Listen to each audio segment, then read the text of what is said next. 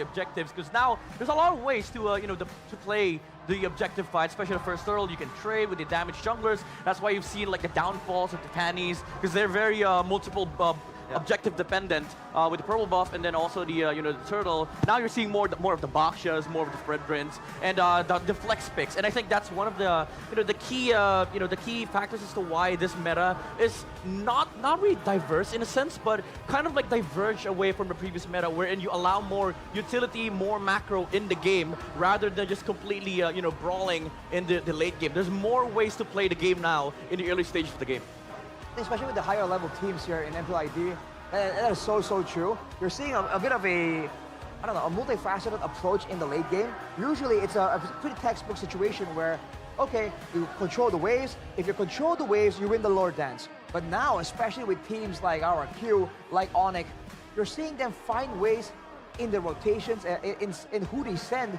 They find these small changes, small little strategies that allow for more of the balance to swing in their favor. Even when they don't really have the wave control, they'll find ways to maybe dive in, go for a fight instead, right? So now that there are just multiple answers to a similar problem, teams that know how to pick the right one just have so much more of an advantage, and that comes with experience. So in theory, oh man, I think Onic has a bit more of an advantage when it comes to that late game. Speaking of advantage, both teams will have their advantageous sides, right? For Onic, it's always been the red side. Yeah, oh boy, that red side. But for SQ, for the longest time, it's always been the blue side. Yeah. We're gonna see two masterminds at work. This is the battle that we really wanted to see in the regular season, but go all the way to a best of 5. The fact that we finally get a best of 5 between SQ and Yeb, I really think this is the time where we can really shut up about, oh, bad draft, oh, why would you go for that pick, you know? Yeah. Like, I mean, I really like where Onic is at right now in terms of like strategy-wise. Like, there's a lot of different propositions that Coach Yeb could pull off. But for RRQ, again, as you've said, in their interview, they've exposed themselves with saying that they've hidden strategies, but so far Onic has revealed theirs. The question is, how many does Coach Yeb has in his own pocket? Because right now they are the clear advantage, being on the red side as well. They can eliminate some of the heroes of Sutsujin, effectively blocking some of the comfort picks here for RRQ. Yeah, and now we are in the drafting phase presented by the official tournament smartphone, Samsung Galaxy S25 series. Again, the Fanny just not seeing the light of day. And that Masha, is that deliberately banned because they were able to see that Luoyi Masha combo, and that Ludwig was able to rack up 11 kills against the LID? We've seen a lot of teams really respect Ludwig's potential on the Masha. And in fact, I think we were, when we were watching Onic, I think in day number 1, right? We talked to Dalar a little bit. Shout out Dalar. Yeah. And he was saying that, the Masha has so much potential here. So, oh man, Baksha though. Yeah, that's a good start. I think RRQ is gonna flex here. They're not showing their cards right away, but Baksha is such a power pick because you can flex it to both EXP and Rogue, and also give it to Sutsujin if Onic decides to eliminate all assassins. But Mirko, why is in this match, Baksha let go? Because previously we've seen the Baksha completely banned Alter Ego against Geek Fam, and even in the previous days. They want to battle it out, right? And obviously there's more respect than just the Baksha. Yeah. I would say Baksha usually is a very, it's usually picked up by teams who don't have more ways to win the game. Like, you only have Baksha. We saw it from Rigo, Bigatron as well. Very one-dimensional teams tend to go for the Baksha. And this is the reason I say it's kind of weird for RRQ. Usually they always start the draft with a Kalea, a Joy, a normal. Whoa! They've gone for the 1-1, the Farsa here. And again, for the Baksha, why it's so weird is because RRQ have only picked it up once in the regular season. This is what we heard from the players yesterday. They've been hiding strats for the long time, and now they finally get to show it against probably the best in Indo. And take a look at this, dude. For the longest time, I think we've seen from RRQ, they don't really show the gold and mid lane this early, but now that they've done so, jungle, gold lane, and mid, the picks they're hiding right now is the Roam and the EXP, and we all know, Daiwan Edok, man, a world-class combo. That's nice, Mirko. Is this link good against the Farsa, or is there even more layers to this? Both, right? I mean, 1-1 and Farsa, this is crazy value. Yeah. I mean, as a link main, I'd also want to play into that trio. Like, there's no stun yet. Like, there's no surefire for RRQ to actually lock down the link. But one thing that they have is the threat of the objectives, right? Like, you know, purple is going to be very, very important here for RRQ. If they do get that early advantage, so it begs the question, will RRQ force the Baksha into the jungle role? Because that also encompasses the second phase. Now you bring in the question, Romer EXP, will RRQ put Baksha on EXP? Because now, Onic has a damaged jungle. That means Lutpi has to be sort of like a tank setter for Onic. And for RRQ, if the Baksha is a jungle, you could pick up the damage, but Tyron is better on setter tank. So again, it kind of begs the question here for RRQ. Where do you actually put the Baksha? Yeah, I think Badam is a good choice to go for here, again in the XP lane, but I think a solid choice to go for too would be a possible Lucas in the jungle that gets banned out straight away as I say that. The setup was there with Valentina. Another thing I want to bring up for RRQ is the fact that here, I think they open themselves up to a possible Phobius pick. Link, Harith, both going to be countered in a way, especially in the early game with a Farsa 1-1 and Baksha. It already looks like RRQ want to snowball from the start. They certainly have the tools available for the job, and immediately, right, the thoughts go straight towards Edok on the roaming position. A lot of teams have spent multiple bans to try and shut down his hero pool, but his signature heroes as of right now are still left open. Onic playing a dangerous game right here. Yeah, Onic might have likely wanted that glue pick. For their side would be good against Farsa and 1-1, but Hilda is still available here for Lutpi, and also the CC pickup that could be taken for both sides. RRQ though on the second phase again, Badam is looking like very good here, very good against the Ling. Quite annoying to play against Insu because there's a lot of mini crowd control that he can dish out, and it also acts like a secondary wall alongside the Baka and the 1-1. What are the picks that Onic can go for? They take the Phobius away. Good deny pick. That could have really been, I think, the nail in the coffin in this draft had they not picked it up. Again, this is pretty value for Onic too. They're up against the 1-1. The only concern I have is the instant burst if the Phobius walks up in front of pursuit, right into Farsa, right into the Baksha, locking him down. And I think RRQ, despite the Harith, can still go for something like a Gatot Kacha if they want to play safe. Yeah, I agree. And they've played 3 times the Gatot Kacha yesterday. And Edok has been really phenomenal on catching these heroes that are all out of position and could be useful against Onic. Right now, I think Gatot Kacha and also like putting the Baksha on the jungle, and there goes the CC. CC against the Phobius. Obviously, it's kind of siding towards CC as well, but the Gatot Kacha. Any thoughts on this pick, Arashi? Gatot Kacha, I think I would prefer Edok on something a bit more dynamic, but considering the needs of the team right here, they do require a bit more frontline. They need ways to deter Onic from walking up straight towards that backline. So I think it's a great option to have an aggressive tool, but also a defensive zoning tool. You might hate me for this, but I think Faramis is good here. Honestly, yang bagus I Evas see it doang too, itu right? zaman They dulu just really lah. want to dive in. Ada I lagi. feel like it's okay, especially against the 1-1. Yeah. But there's so much AoE. Once you get silenced, this is Kemarin Onic sama remember, your comp needs RRQ sama momentum. You get TLID silenced in a team sama. fight, you have a few seconds where you're down. Yeah.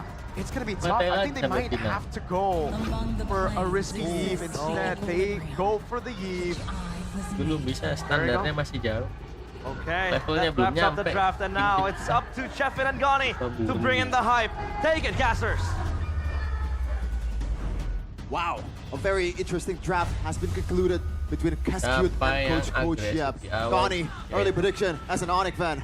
You know what? I really like the draft coming from RRQ, but you know that last pick, that Eve, yeah, very stable. And let's see, I just want to see and watch and enjoy, man. Game 1, jump into the land of dawn. Yep, this could go either way, ladies and gentlemen. These are the teams that has been dominating Indonesia for the longest time. And they are here in Jakarta International Velodrome. A chance for a shot at one of the most prestigious Mobile Legends stage. 2 kings who reigns over Indonesia. But today, there can only be one ruler here in MPL Indonesia Season 15 playoffs. Who's gonna book an early ticket to Riyadh? Will it be Onic or RRQ Hoshi? RRQ apa Onic Let's jump nih? into the land of dawn. Let's watch for game 1, and let's see your early spell check though.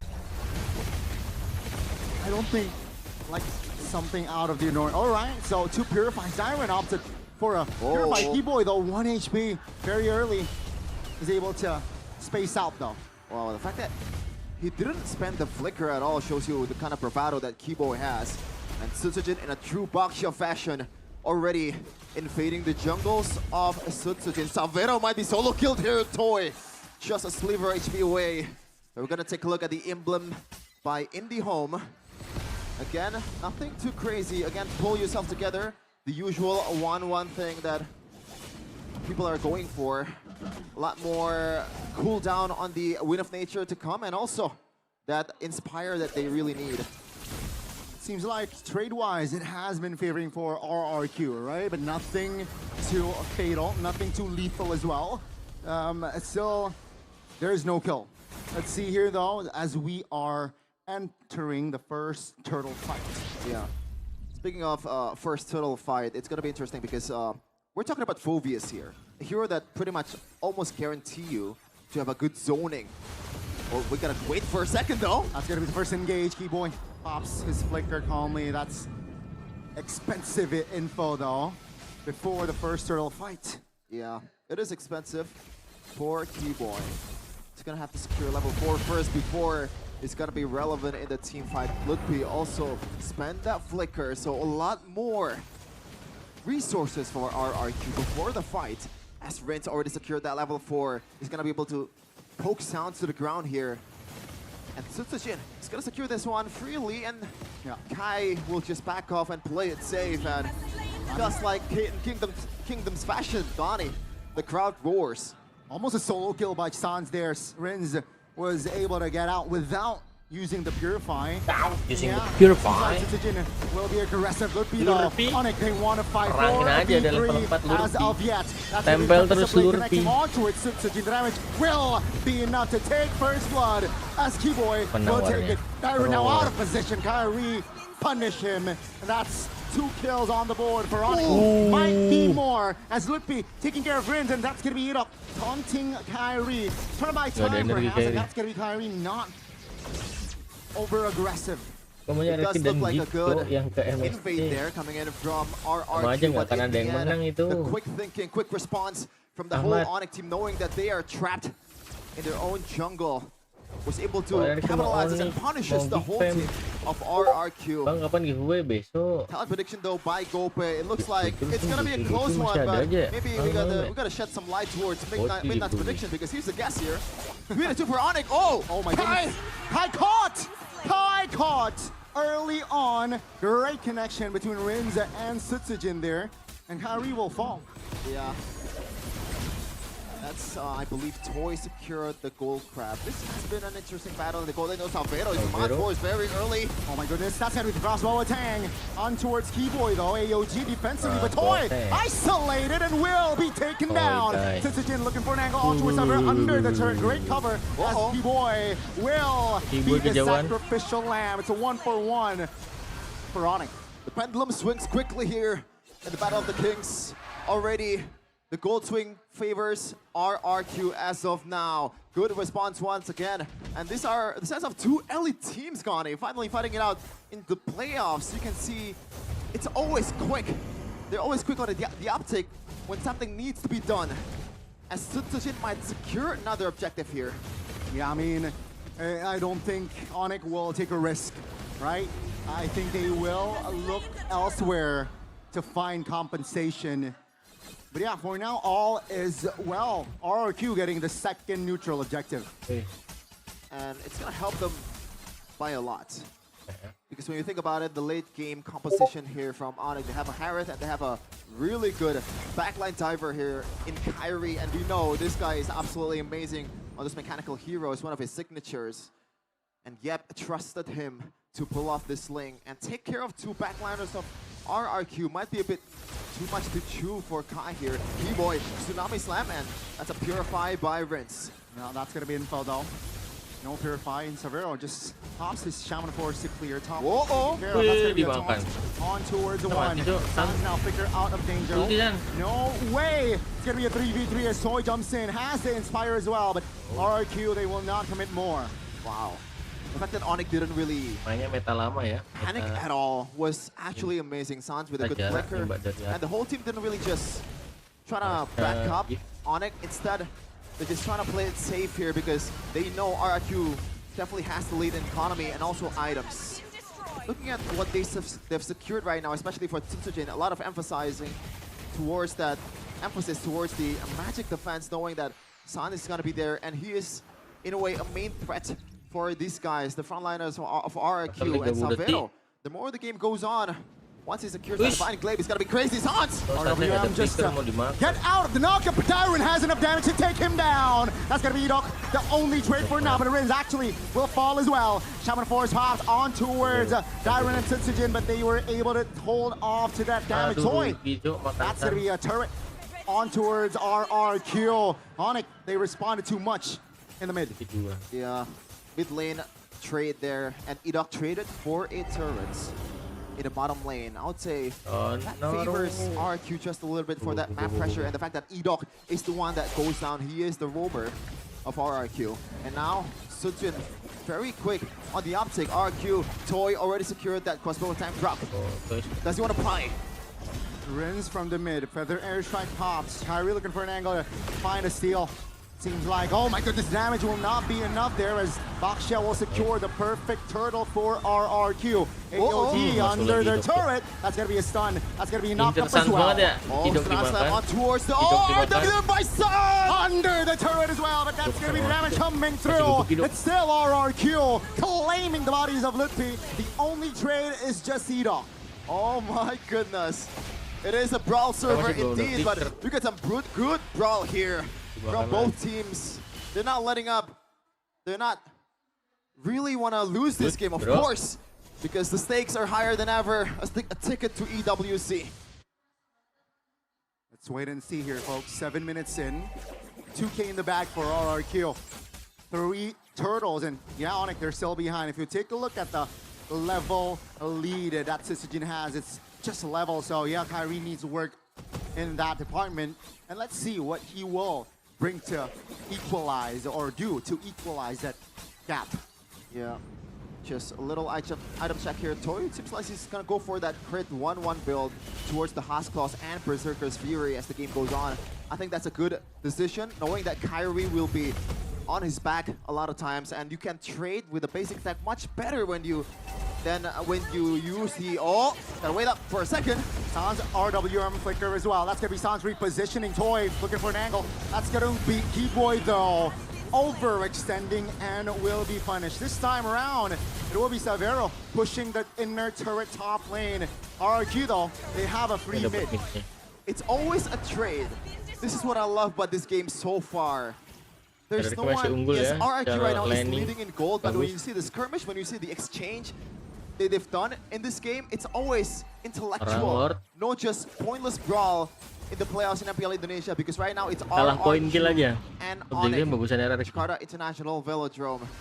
But yeah, back to my point earlier about the items, it looks like Sans is gonna go for an early wishing lantern, knowing that Rins and Edok will be his main target along with Tyron, and he needs to play that front to back, especially for Savero as well. RRQ, they want to chase. Lutpi might be for extending. Keyboy. Keyboy looking for engage. It's just Edok though, so no commitment on the Tsunami Slam. Kyrie around the top area.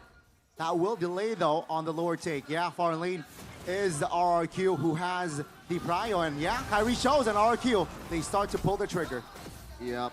AOG, the San's gonna get jumped on. No flicker, Sans taken down. Lutpi now trying to buy time in front lane, will be taken down. Crossbow a tank, Tempest later response. Rins goes down. Oh, wow. Kyrie very low and will be taken down by Toy, who claims the double, and that's gonna be Onic.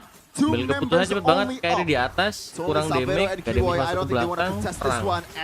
Edok terbang. Does not have the retribution, but no Onic players is in sight, and that is a green light for RRQ to take this one. And it looks like they want to wait just for a second to kind of handle the wave. 10 seconds, and it's going to come in the 40-second mark. Along with Rins and Tsujin, we'll try to recall and jadi dia nge-kill Lordnya di detik turtle-nya dah, minionnya dah keluar. Jadi dia akan keluar di detik 40 Lordnya. Lihat tuh. Amazing stuff. RRQ, they were able to have a great foundation, ilmu catat, great early game foundation, and they were able to just translate it towards the mid game. Yeah, Jakarta International Velodrome is packed. Ladies and gentlemen, if you're not here, you are missing out You can go here for free, by the way. The festivals is amazing too. And now this match is nothing short of amazing as well. Keyboy secured an early winter crown instead of the fleeting time, knowing that he has to somehow tank up that crossbow tank, and it's very likely that Toy will be able to proc it down to the frontliners of Onic. Let's wait and see. Onic behind 4K. They need to defend this first lord. They have the holy shields, and let's see how RRQ actually execute this push. Yeah. Decent wave clear for Onic, for Sans, and also Savero, but it is Kyrie, so he has to, if you want to be useful in this kind of situation, he has to somehow, you know, split push and take down like a single minion wave for him to be able to make a big difference. Keyboy, though, that's a lot of damage. Almost taken down. Oh my goodness! What was that? That is Renz with an early Divine Glaive. Lethal ignition as well, and that was Keyboy just Keyboy diem aja di tetes, cok. And I think he knows the fact that he only has the roll, and it's not enough to counter the early game or mid-game damage for Renz here. Big mistake. Let's see, will that mistake cost game one? AOT under the turret. That's a great taunt by Ludwig. One more Onic member taken out. RRQ, they will not be hasty. They will back away. Yeah. Kyrie just, you can only watch in this kind of situation, man, because it's a Ling. It's not a hero that you're supposed to engage in the first second. You gotta wait for your teammates to be able to burst on or chunk up some of his HP, some of the opponent's HP away a bit, and that Kyrie will jump in with Tempest of Blade. It's a bit hard. 6K and counting for RRQ once they got full control of the map here. But Kyrie, this is a problem that RRQ needs to address too, because in terms of long lane presence, RRQ does not have a lot here. Yes, Tyrant can definitely solo lane and a far lane, but Ling will be able to make a difference if there is a 4v5 or a 4v4 in the strong lane. Kyrie will be there in a second compared to Tyron. Yeah, and it seems like, right, Onic, looking at the map, I think they want to contest this Lord, which I don't think is wise. Oh, that's gonna be engaged though. Real world manipulation pops. Keyboy figures out. That's gonna be Savero. Oh, Shaman force Toy taken down. Now Kai jumps in towards the back, wins being the main target. That's gonna be Tempest of Blade connecting on towards 3, but the damage will not be enough just yet. RRQ repositions Edok now with the counterplay. Alongside Darren finds the double. Edok will be the only trade. 3 for 2. Oh my goodness, force pops. That's gonna be RRQ down with the feather airstrike almost locking the barrel down. RRQ still applying pressure. Despite Toy going down in the first second, RRQ capitalizes. And right now, they have the green light towards the Lord as well. It's an evolved Lord, and Kyrie, if he wants to win this game, if Onic wants to win this game, there's gotta be some Kyrie magic in the building. And it's hard to pull off. He is without a purple buff, and that is Ling. Potential halved. Take a look at the read as well, right? Oh my lord. Immediately rotates towards their own purple buff. That's going to be a free Lord. Let's see though, Onyx high ground, not too shabby. Yeah. But they lost already 2 base turrets. Yeah, but the thing is, Gani, Keyboy will look for someone to Tsunami Slam. And I cannot think of a good target here. Keyboy will be pretty much someone that burns a Purifier or a spell from the opposing team.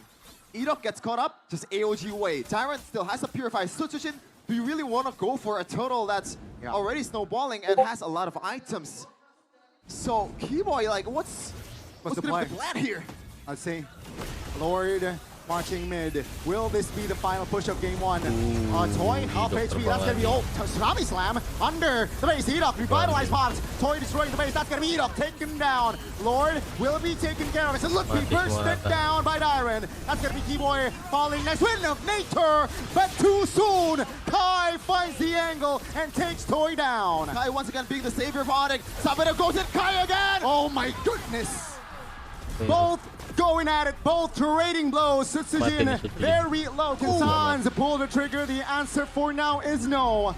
As RRQ, they have cracked open the base, but Onic, they have defended. they have defended, but advantage is definitely still on RRQ, especially with all the turrets are taken away from Onic. 4K, that's a gold swing for Onic, so that is a silver lining for the Porcupines, but I don't know if they're going to be able to use it properly in this later part of the game. Real-time victory rate, that seems about right. 85% to 15%. The odds are against the Sky Kings. Let's see. Minute number 16. So we're 2 minutes away for the next Evolved Lord. Question is, RRQ, will they wait for that Evolved Lord timing? I would say yes, because it's only a minute, and they can afford extra 30 seconds to kind of like delay. And RRQ right now, they have a pretty safety lead, I gotta say, especially from the map. And you can see there in the in-game equipment by Dunia Games, the main difference here is the EXP laner pretty on brand for a CC against a Phoveus. CC clears the lane much faster when he has the item, and also that Sea Halberd will come in handy against some of the healers or some of the guys that has a shield proc from Onic.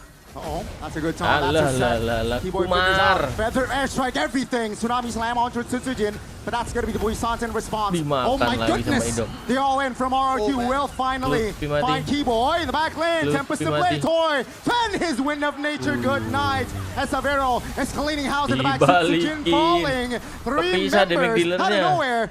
Taken out. RRQ is overzealous, and Kyrie once again being the executor of Onic. That was a beautiful RWM by Sans. Maybe, just maybe Toy needs to stack up with the magic defense because that was a bit too much damage. I do not know if a single, Rose Gold Meteor is enough for him to be able to handle Sans and Savero. Let's say Sans now half HP, winner crown bought by Tsujin Onic. They might commit this Lord as Savero is using his Salmon Force to shield the members of RRQ. Mind you, that was the Lord not involved just yet. Kayak gini-gini loh yang nggak bisa dimaafin kalau lawan PH gitu. How does Udah kepanis blunder dikit. Man? This is the MSC champ composer as we're going to take a look at the replay presented by Samsung Galaxy S25 series. Nih, you can see masuk there, hidup. Keyboy Nah, acts like a bait, dikejar and the sama Kyrie. RWM damage is absolutely insane. I thought Prince ketinggalan sama belakang sama Dairen. Yang depan ini udah maju. Yang belakang fokus nindungin Toy, padahal Toy udah pasti mati. Are now doing the offense, ladies and gentlemen. Lord marching top. Onic just playing it rather slow. Kyrie is busy doing work in the bottom side. So let's see how RRQ handle this wave. Oh, Ludwig might be on the receiving end Mana-mana aja nih mah of RRQ's onslaught. It looks like they want to back off just a bit, knowing that Keyboy, pretty much the whole team of Onic is ready to back him up. And by the way, Toy finally secured that Athena shield. That's a game changer, I gotta say. That is. Oh, that's an angle. Tsunami Slam will not connect though, as the Purify was triggered by Rins. Again, Onic playing it slow with this Lord push. They want to take everything surely, but slowly. Yeah, especially they want to take that purple buff for Kyrie, because that's what a lane needs to be able to be super aggressive to the backliners of RRQ. The Lord's crashing down Keyboy. Didn't pop this Tsunami Slam just yet. He's still picking his targets. Let's see, half HP on the Lord, and that's going to be Iron now sandbagging the front. Oh my goodness! Damage will be enough to take him down! Tempest of Blade, with a nature pop, that's going to be Toy! Now Crossbow attack, winner crown! Ladies and gentlemen, it was 85 to 15, but Onic, they find game 1. Odds do not matter to the Sky King as they come down to the earth. The King of Kings, how it's done. Mengecewakan Bang Onic kalau internasional. Orang RRQ aja badut di Indo. Mau internasional gimana caranya? Udah tinggal N doang nih. Blunder. Onic satu Lord N. I can assure you, we got a series in our hands. That was pretty close, but the fact that RRQ, or I'm sorry, Onic was able to hold the base despite them losing all the turrets is nothing sort of miraculous. Itu yang ku bilang susahnya. This is the prime Onic that we've always remembered. Blunder the gitu, season 11, the 4 beat champs. and this is their ground. This is their home turf. Jakarta International Velodrome was once theirs 1 year ago, Lawan PA and it nggak might be ada hal theirs begitu tuh. this year as well. Just another step, right? Another step for that grand final. It's a step for MSC. Let's see though. It was just game 1, Sheffin. That's what I said. We got a series in our hands.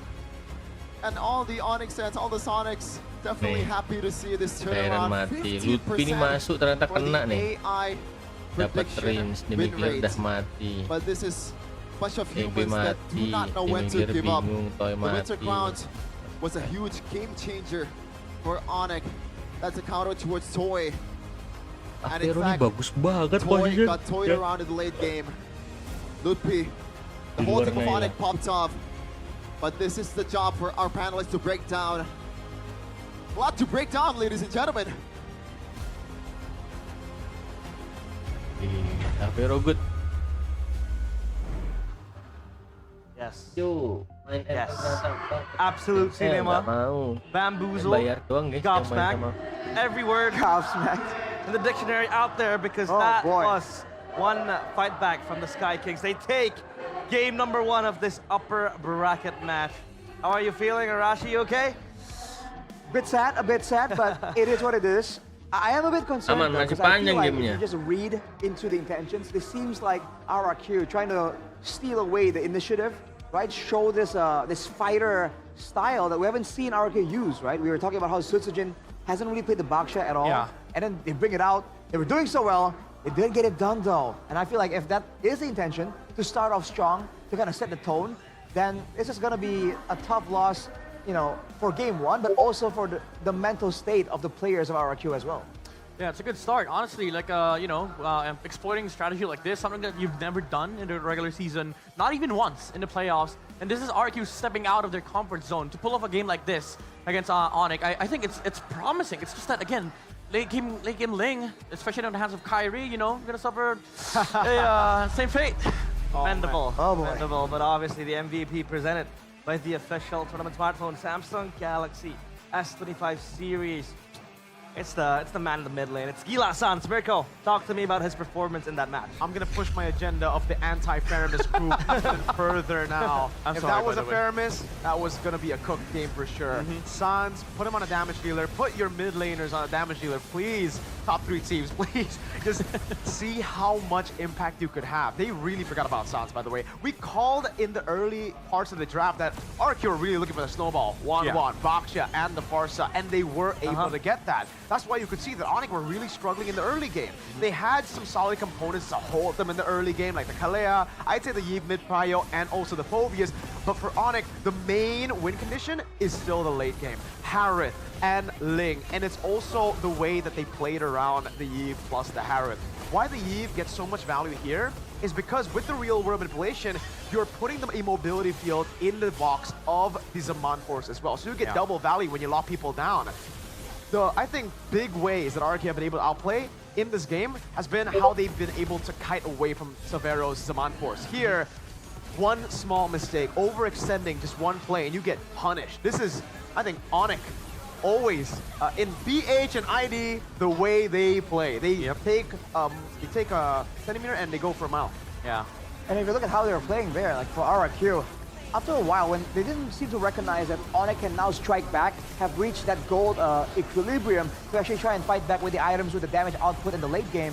So again and again, you see Toy kind of left out alone, and Kyrie having space to actually operate, do at least a decent amount of damage, if not take out one member from RRQ and then get out. Whereas in the early game, especially in the mid game, when RRQ were just moving forward and there was no real safe zone for Onic, you see that he got chased down again and again and was pressured for the most part. So I feel like his pressure there that kind of put Toy further away from the rest of Onic, kind of slowed down the damage output from RRQ overall as well. And I feel like that was a big component in how Onic eventually were able to just out-damage and outlast the late game coming in from RRQ Hoshi. Yeah, to be fair though, let's be honest here, like RQ had that game. There was just a timer, a deadline for RQ to finish. Yep. When they took the Lord, they failed to push the top lane, but in all honesty, this was RRQ's game. Even though Onic had the first blood, they had the 2 kills. We were talking backstage, they were cooked. RRQ was cooked because the Link was gonna scale, but they were doing so many good moves on the side of RRQ, like pressuring side lanes, pressuring the purple. You know, the Farza was doing so much damage onto the backside, and Onic had to just rely on a split push game from Savero and Kairi. But RRQ Hoshi, again, there was this problem with this composition that when you go for a team fight, you have to be very precise on how you engage, because you are going to be under the pressure of the real-world manipulation. Mobility is not your best friend, because this lineup has reach, but disengage is something that is already being, already being taken out of the equation because of the Zaman Force. Now add the, add the real-world manipulation to the equation. Positioning is important for RRQ, and where RRQ faltered is the positioning in the team fight in the late game. Wow. I mean, the way they played it was just perfect. I agree with you. You know, it looked like Onic were cooked, but because they were holding so well, they kept their base turrets. Yes, Keyboy died. There were a lot of flashy plays from RRQ. It almost felt very, very stable despite it all. Yeah. We kind of knew that, especially after getting the Lord, it would have to be, especially after, I think after the second Lord, it would have to be an evolved Lord to really end the game, to really give RRQ the final push over. And that's why you could see them making desperate plays. Towards the end, that Sans immobility field, that RWM that caught them all was the big game changer in my opinion, right? Yeah. It was also a force because they knew that their game time, their win condition, their window of closing out the game was closing out real quick too. They needed a big fight to go their way so that they can get a free evolve Lord perhaps, because in the late game, Eve, Harith, Ling, they technically outscale the damage dealers in RRQ. That was a ticking time bomb that RRQ was storing in their backpacks. Obviously it was kind of scary, but now we want to talk about the debut picks that have been popping in each region. This is the MSC Battle Plan. Let's take a look at Lolita being picked up by Team Liquid PH and MPLPH. Talk to me about this pick, Midnight. Why don't you have that here in MPLID? Against the Kimmy, there's right? a bunch of Kimmys, there's a bunch of Rangers, Irathos, mind you. Why don't teams pick up Lolita? I was talking to Arashi yesterday, and I asked him, why do you think Lolita's not picked here? And it was like, I don't know. I'll give you an answer. I agree. I also like the Lolita, as a potential solution to all of these marksmen. I'll give you an answer. The style that we play is very different. You play in a very slow style where it's like a lot of objectives, while the fights can be determined by one big ult too. But here, the brawls are so constant, man. One big ult with a Numenon blast like that, and it's like, it's just an addition to the fight. You get a big stun, but everybody fights back. Like, because of that action alone, Lolita isn't really that type of hero where, you can stay in the fight for a long period of time and constantly deal CC, constantly heal your players. Yeah. Gatot.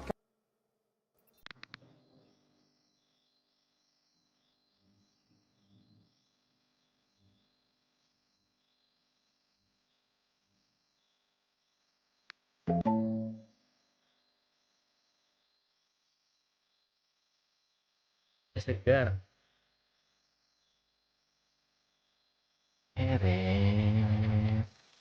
Lama-lama nunggu orang ngobrol, mending kita bercocok tanam. Ryan ya mal. Oh, tinggal semenit printer.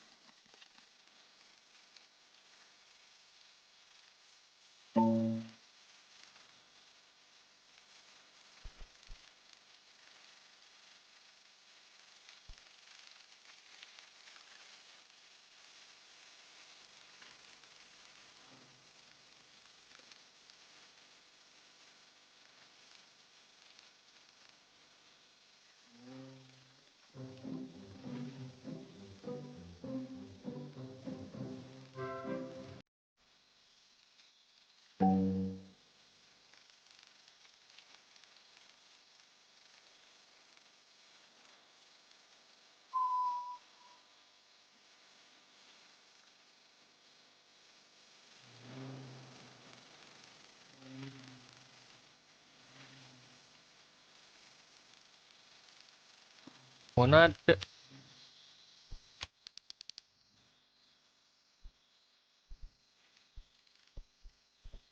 Langka.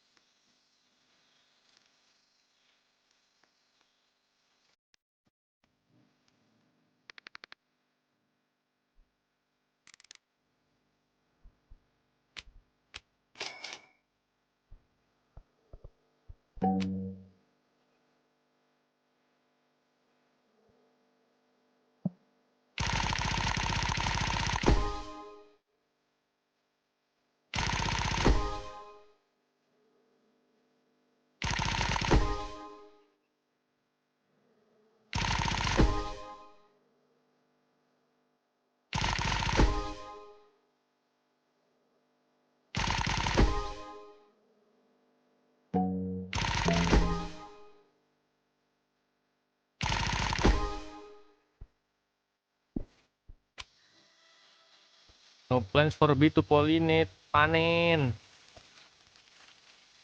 Panen biar ada pollinate-nya.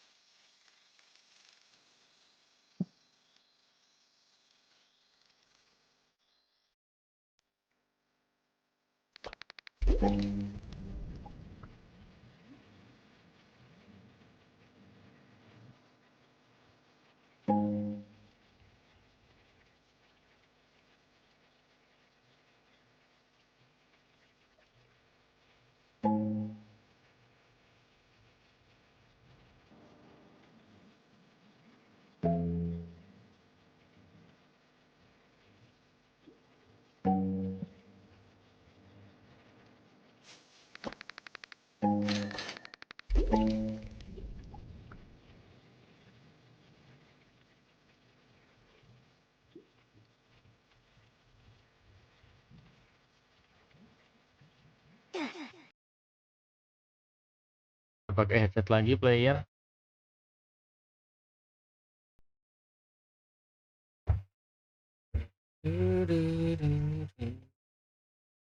Ranger Emas. Yeah. You know, the outside of the venue kind of looked like a scene from The Walking Dead. Like Oh, yeah. episode 1, Hey.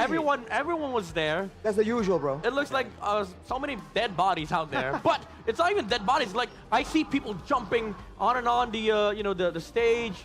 Some people were trying to you know climb on the scaffolds, and I was like, this is a crazy crowd. Oh my goodness. The Walking Dead mentioned, hey, it's a quality show right there, still watching it until now. And now, we're gonna talk about the game even more. What can RRQ do to maybe play the way they want to play, but not have that, you know, time restraint they have to close in 15 minutes, in 18 minutes? Well, if they want to go with the same kind of strategy, the timer is gonna be there. Yeah. That's just the way it is. Yeah, okay. That's how it's balanced, right? If there's no timer, that will be the meta, obviously. That's true. But I think they need to recognize that Onic understands that as well and knows how to play against it, and they were waiting for that timer. So they have to be a bit more smart, intelligent with how they want to play that early game and have like further plans on how to keep Onic down as long as possible, and especially towards that late game, even though things are desperate, they want to make sure that they have a good balance of taking the right risks, but still respecting the counter potential. Because again, after all, this is Onic. Yeah, they have to be, honestly, they have to be little RRQ here and rap. And what we mean by rap is RAP, refine, and polish. Honestly, rap. That was a good game for RRQ. Again, you know, we all saw what happened early game, what happened mid game. They were in full control. It's just that mistakes have to be lessened. This is this is the playoffs.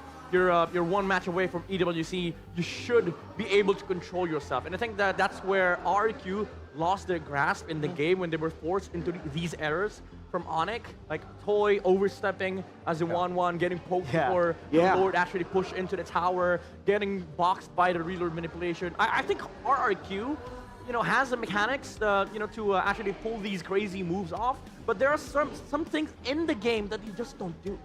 Exactly. I think if we take a look at, again, the Snapdragon Pro Series Mobile Masters in the Grand Finals against Onic Philippines, this was the main criticism as well towards Rrq Hoshi, is that they do really well in the early game. They have the better template. They know how to play the early game with the execute system so well.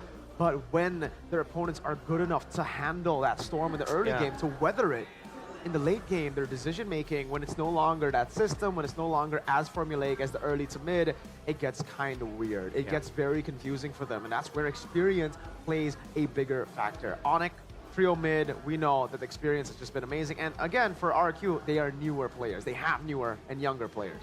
They gotta train that improv skill, dude, where they have no idea what's gonna happen, but they have to know kind of what they want to do, what they can possibly need to do as well.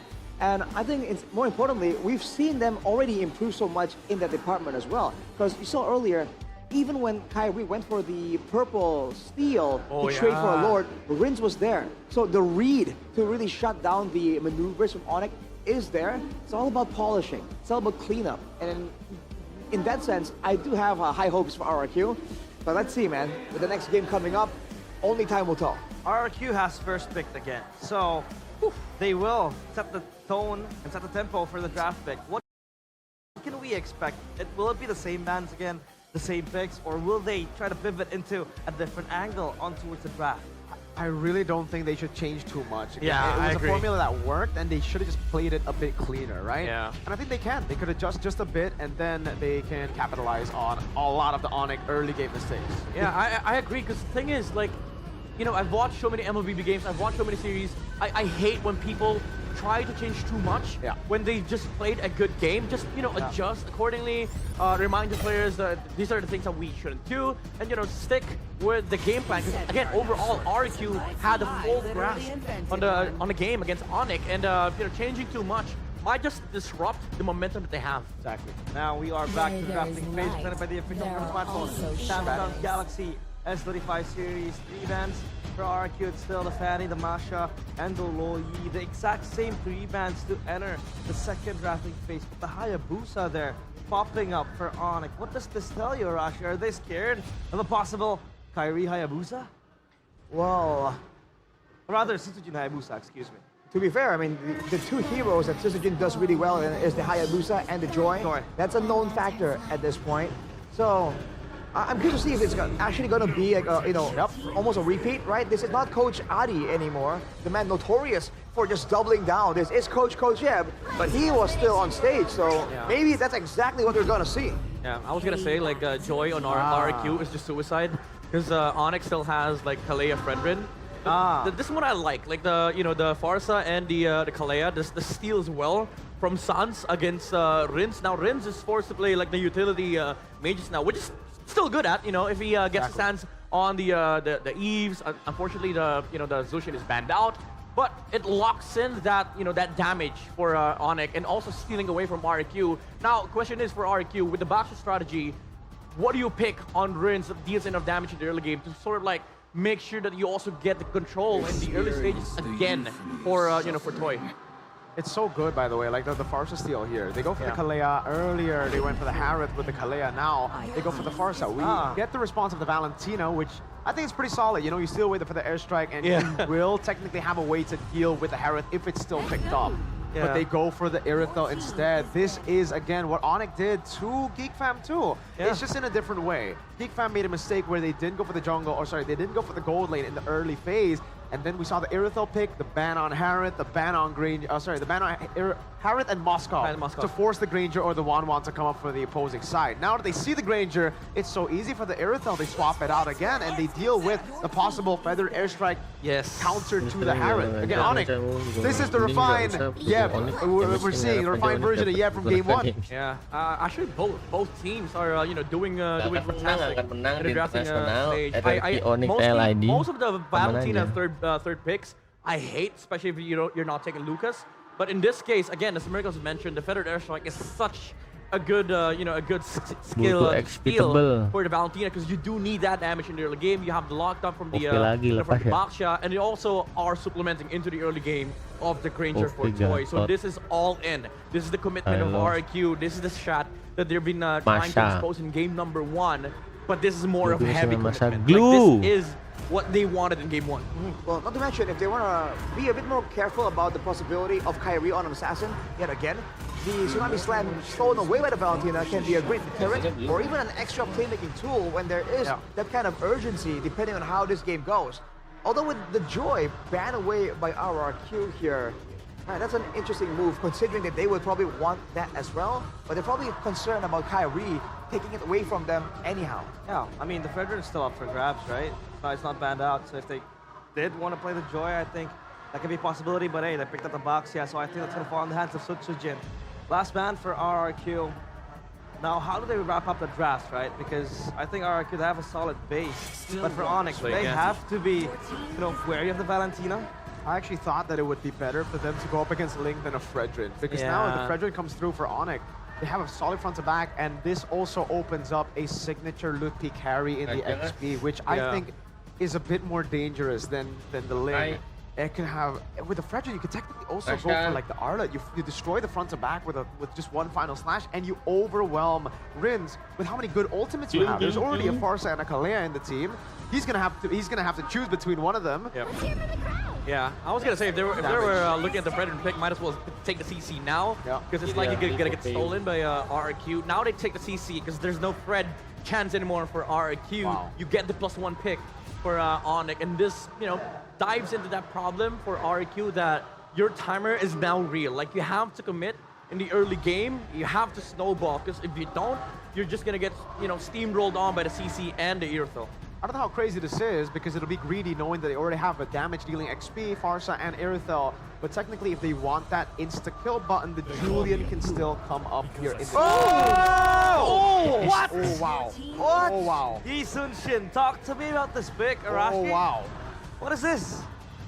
That's what I want to ask everyone else. What is this? What is it? Huh? Midnight Rrq, any thoughts? I mean, the traceless, man, the change on the Yi Sun Shin, the amount of crowd control that you can get, and also the overall vision helps you just, get the early game advantage that you have, the snowball as well. You can see where the enemies are positioned at in the first throw, because again, the global vision, trades are very hard for Onic to take in this game, especially with the YSS. The snowball that RRQ can get transitions to late game, because YSS is a scary hero if put in the jungle.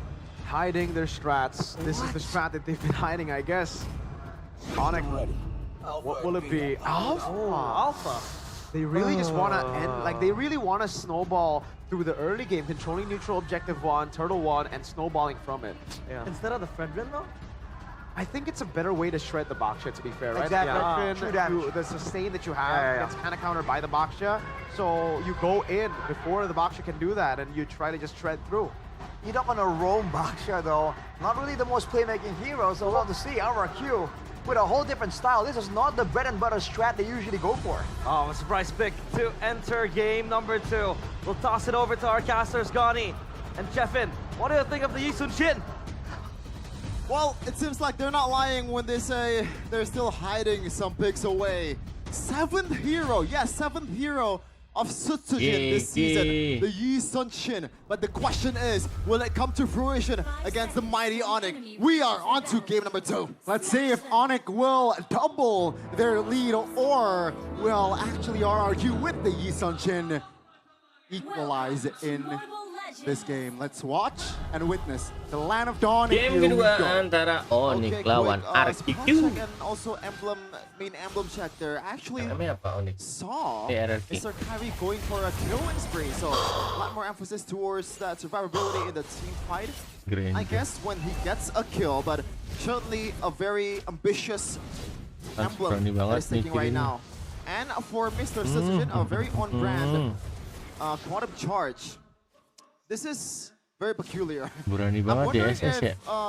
Game plan ini, game plan yang dibilang Sutsujin. I'm sure that Onic can do the same as well. Yeah, that's gonna be that's gonna be a big question here in mid lane.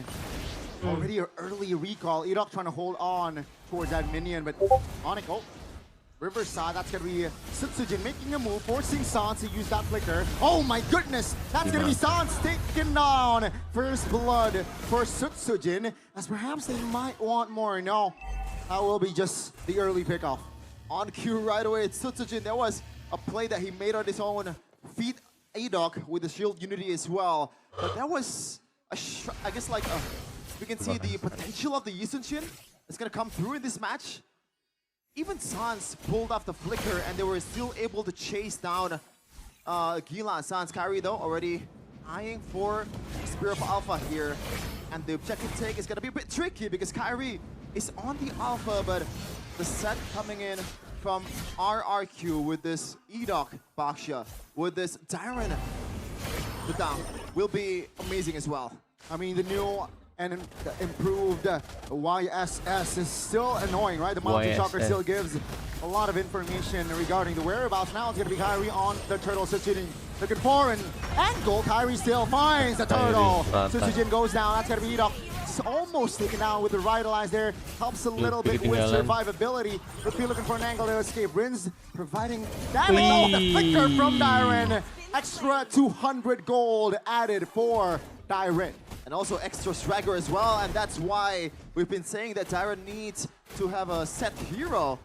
And he actually can execute with those set hero as well. There's a reason why he is the first team in MPL Indonesia in Season 15. But that's also shedding some light towards the weakness of Yisunshin, Gani. Especially in this day and age, you want to have a jungler that can somehow sustain or just go in and go out. Hayabusa is one of them, Ling is one of them. But Yisunshin, it's going to be a bit tricky. You have to be a bit more reliant on towards your teammate to be able to make a play. Yeah, that's the thing, right? Sutsujin now, I feel like all he needs to do is not show most of the time on the map just to get that farm ASAP, just to get that level 15 spike ASAP as well. Let's see though. It's still anybody's game here, first 3 minutes. Still anybody's game. And a second objective will be up. Oh, Tsunami Slam right away. Yeah. But Purify's there. That's going to be Purify, and Mountain Shocker popped earlier as well. That's going to be E-Dog though, out of position. Revitalize. Oh, a great Spear of Alpha. It's just a rumor though, but that was a great response from Onic. Get over here, said Kyrie. Sans though didn't want to take that trade with Rins, but beautiful punish there by the whole team of Onic, knowing that E-Dog has nowhere to go. Even though he has the Revitalize, even though he has that extra damage reduction. But when you're up against the turret, aggro, and the Alpha, which is a great pick, by the way, it's going to be bursted with those 2 damages. We're going to take a look at this, some of the win rates that's showing off just now. Keyboy 5 and 2 on the Kalea. So this is his bread and butter. Lupi though. Oh, that's a 3-man knockup from Keyboy. Finally finding Rins on the Tsunami Slam. He deleted first. That's going to be Keyboy soaking a lot of damage. Will be the trade as Savero joins in and will deal a lot of damage as Kyrie again finding the retribution. That's going to be Onic winning the fight and the trades. Amazing from Onic. Now this is a whole different game from what happened in game number 1. It was Rrq in the early to mid game. Now Onic has the advantage. Toy taking a lot of beating from Safero. This is something that we expected from the Granger and the Airthel combo. And also something that, in a way, we kind of expected with the Yisunshin as well, because you're going to be prone to getting bursted down if you're ever so slightly overextending, especially with the amount of punish that Onic has. Keyboy, Sans, pretty much everyone can punish, especially Kyrie. It doesn't matter how tanky Rrq's member are, he's still going to get taken down. Looking now isolated. Wow, what a fast setup there by Rrq. What? Onic will respond. That's going to be Rins popping the Purify. Feather Airstrike does not land. Onic failed to find compensation. Yeah, good one there coming from Rrq. They know that they have to get away from the crowd and somehow pick off with a Baksha, which they did beautifully on towards Lutfi. And that's something that Rrq maybe needs to abuse the next upcoming few minutes unless or until Lutfi gets the defensive items. All fine and dandy again. Tempo gone down. Gold just 500-ish between them. Not even. Oh, Keyboy. Great respawn there. Rrq committing 5 members towards the top side. And once again, folks, it might seem like Onic is winning. It might seem that Onic has the answers to all the questions that Rrq is posing. But what happened in game number 1. They were up about 8k, 6k gold lead, but Onic came back. T-Boy misses. Tsunami Slam though. That's gonna be Dyron. Now take him down almost. Flicker, but Severo finds the angle. Oh! The counter play from Renz, and Severo will be taken down. Enoch will fall, but that is still, that trade is just still favoring RRQ. RKO from Renz. This is one of the concerns that I have when I see Severo on the sprints. Something that we've been addressing throughout the regular season. Sans though, Toy might be overextending here. 2 guys on him. Let's see the angle. Now that's Purify popped. Ludwig trodden by time, but Sans finds the finisher, but Sutsujin finds a trade. Now Ludwig alone, Dyron and Sutsujin will be able to finish him off, as that's gonna be Keyboy a little bit late to the party, and that will be RRQ favorite. Just a bit from that trade. You can call us the Brawl server all day long, but if the Brawls are like this, I'm happy to see the matches. 8-8 so far, 16 kills in a span of 8 minutes. This is Indonesia at its truest fashion.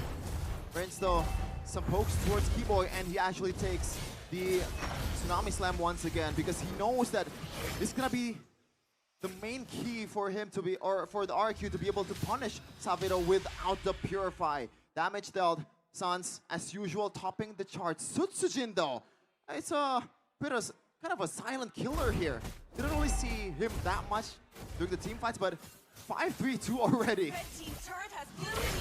So, a lot of work here for both teams, right?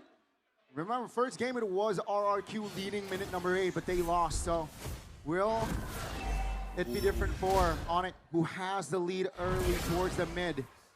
Will they choke? RQ looks for a push in the top lane, but doesn't seem to want to fight, as 30 seconds on the clock for the first Lord. Look at the gold lead, though, from Sutsujin, from the equipment by Dunia Games. That was pretty surprising. Yes, Sutsujin is one of the best farmer in the whole game, but the fact that Onic is leading right now and somehow Kyrie is behind in gold is a bit surprising, I gotta say, because Alpha is also a good farmer as well with the true damage. So maybe Sutsujin, this is the time for him to be able to use his advantage and being able to output more damage than Kyrie, as Toy also secures a really important item there in Malefic 4. All the frontliners of Onic will be screaming in pain if he gets hit by that Sonatas. Sans pops the wings by wings. That's a cancellation by Enoch. That's going to be the flicker spam. That's going to be Sutsujin, though, taken off the board. Great offense set up by Onic. Yeah, no Purify, no flickers. This is a Sutsujin jungler, and you gotta rely on the iframe. A bit of iframe to be able to handle all the CCs away from Onic, and Kyrie did a good job pulling the trigger there. That was a 5v4. 13k on the Lord, they reset it. Onic taking their time. Keyboy looking for an angle. Revitalized bots. Keyboy moves back with Severo. Very aggressive angle here. RRQ, do they snip this one out? That's going to be Feather Airstrike. Moving back, RRQ members. Iron doesn't really find the connection with that passive. Onic also repositioning towards the Lord. That was a good cut coming in from RRQ. They know that somewhere Severo is lurking. It's gonna be the danger. Oh, Tsunami Slam! Yep, on towards Enoch. This time he will fall. Iron finds a flank! That's gonna be time deleted. Onic though, they will claim the Lord. That's gonna be 4v3. That's gonna be RRQ moving forward. Mid exposed. Onic, they find the objective, but they lose out on the fight. And look at this. They still want to go for a bit more here. RRQ can take the turret, can take the purple for themselves. Kyrie looks like he was able to secure it. Sutsujin secures that endless battle as well. So another true damage here for RRQ to be used to the frontliners, especially for Kyrie, which is deathless so far in this game. The killing spree did do some work. And this 11th mark, Onic 2k gold lead, and the Lord is coming up in the bottom lane. The siege potential of this team is actually crazy. You have not a melee EXP laner, and also Severo. Sans gunning them down. Tsunami Slam! Oh no, that's gonna be one Tsunami Slam to engage the fight. Onic though, HP bars not looking very great. Rita perched it down by Severo. Great positioning. Onic now. They will lead the charge with the Lord marching bottom side. I was wondering, like, what item did Enoch take? Because that was too fast. Yes, he is 056, but I don't think a Boxia with the Poisons, and also the Revitalize is able to go down that fast against Savero's crossbow. My oh my, Sutsujin though, he is just farming all along the top side. Feathered airstrike, Rinse! That's gonna be almost a solo kill, but that was Keyboy deleted. Lupi pops the vengeance, Kyrie looking for an angle, but Onic, they will not force more. Sutsujin from the mid angle. Kyrie pops that retribution just to get to safety. Great recovery though from RRQ, despite them only having 4 members earlier. Yeah, for sure, and when you look at the map here, it still favors Onic with the turrets, but for the long lane, oh, it actually is equal. But for the long lane, RRQ is leading. There is one inner turret for themselves, so they can set this up a bit better with the fact that they can play that. So RRQ, despite them having a decent team, they have some fighting power in the objective fights. It's gonna come down to Sutsujin and how he finds the angle. As you can see here, the gold lead from Sutsujin. Oh my goodness, I feel like it's only 30 seconds ago he secured the endless battle. Now, Malefic Roar right away. A huge item for himself. The person on the front line of Onic. And the gold lead is slowly dwindling down towards RRQ. It's all equal in kills, all equal in structures. It's a matter about how you execute this. They're trying one. RRQ looking for a commitment on towards the fight. Onic quick to respond and quick to be tight on the formation. Onic now looking for some counterplay with Keyboy popping his own conceal. Doesn't find an angle. RRQ and Onic here just looking to find an angle as the 8 seconds less. Lord will spawn. Good one from both teams, considering that, or knowing that the threat was there. Tsunami slap right away towards Tyron. Oh, that's gonna be Keyboy jumping on towards just Tyron though. Kyrie waiting for the right timing upon that Spear of Alpha, that true damage. Prince. Oh, maybe this is going to the right time. Eat up very low Poison spot. Prince has Pelea's ult, has Tsunami Slam, and he will spot Severo. Great face taken, cover by Onic. Rinse knows he loses on that engage. Good reaction there from Severo. He knows that Rinse is missing and he is the main problem for this Irthel. Now the fight becomes even easier for Onic because Severo, one threat is down. Kyrie already. Spear of Alpha. That's gonna be Keyboy. Oh no. The cover. That's gonna be Tsunami Slam on towards Sutsujin. supporters. That's Sutsujin. Looking for an angle. Finds it. Edo goes down though. Lupi taking care of Sutsujin. Dyron. All of the RRQ members are almost out except Toy. Onic again finding the right connection, and they will take the fight and the Lord. Yep, there's no way Toy wants to contest for that one. Amazing play by Onic, but I gotta give some props towards RRQ. That fight went down a bit better than I thought. Sutsujin was able to find a flank angle and use the ultimate to kind of stand up 3 members of Onic, but when you're up and also having the man advantage, Onic will just easily capitalize. Let's wait and see, ladies and gentlemen. 3K now with the Lord marching, I believe, bottom side of the map here. And RRQ, they will be able, at least Onic, right? They have time to manipulate the waves to have a 3-wave push. RRQ though, out of their base, not inside the not turtled inside their base. Yeah. This is a game for Rinse and Tyron because they are the setters of RRQ. They have to somehow find a way to get this backliners of Onic. Considering that Sans is also rocking that flicker, so maybe Rinse could shift his focus on towards Sans as well. But he has a Purify, not a flicker, so he can't really cap close as easily as he usually does. Okay, that's very, very concerning for RRQ. Wind of Nature already built for Severo. Top lane though, exposed. Oh no, no way. Sutsujin will claim that for free. That's gonna be a turret for a base turret, That's gonna be Keyboy though. Tsunami Slam on towards one. Iron immune, but he should fall. No, not yet as Lupi claims it. That's gonna be the Lord taken care of. Severo just free hitting in the back. That's gonna be Onic just pushing more pressure, adding more pressure as top lane. It's Sans versus Sutsujin. Sans, gotta be careful. Yep, I knew that was coming. Wings by wings. Is this a solo? It's not a jungler v jungler. It's Kila Sans Oh my goodness, Keyboy under the base. Onic now base exposed. Ladies and gentlemen, Onic, they will double their lead in this best of 5. The calm and composed Onic is here. It's Onic time, baby.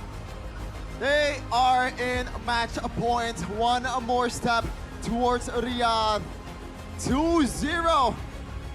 Not really the cleanest of games because RRQ also knows how to react, but Onic was better in that exchange. Amazing from Onic. RRQ dig deep in the back, but it's not enough.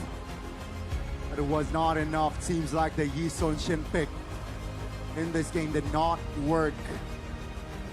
And Onic, they are 1 game away to securing the grand finals of MPL Indonesia Season 15. 1 step away and securing a slot to fight in the MSC.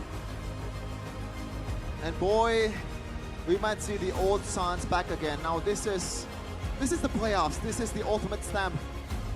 This is the ultimate stage for Suns, for him to be able to announce that he is back to the Gila Suns form. Look at this. Wow. It's a 4v4, but Onic still want to take it because mostly the gold lead is on Sutsujin. And Suns, like, I somehow knew that he's going to be outside of the map because that's the only way for him to get away from Sutsujin's damage. Calculation, the boldness, so composed. This guy, Gila Sans. Gila indeed. I said that we have a series in our hand, but it might be over after the next match.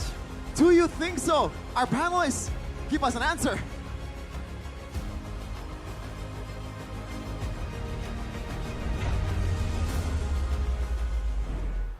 Gila! Suns! Gila! Suns! Gila! Suns! Oh my.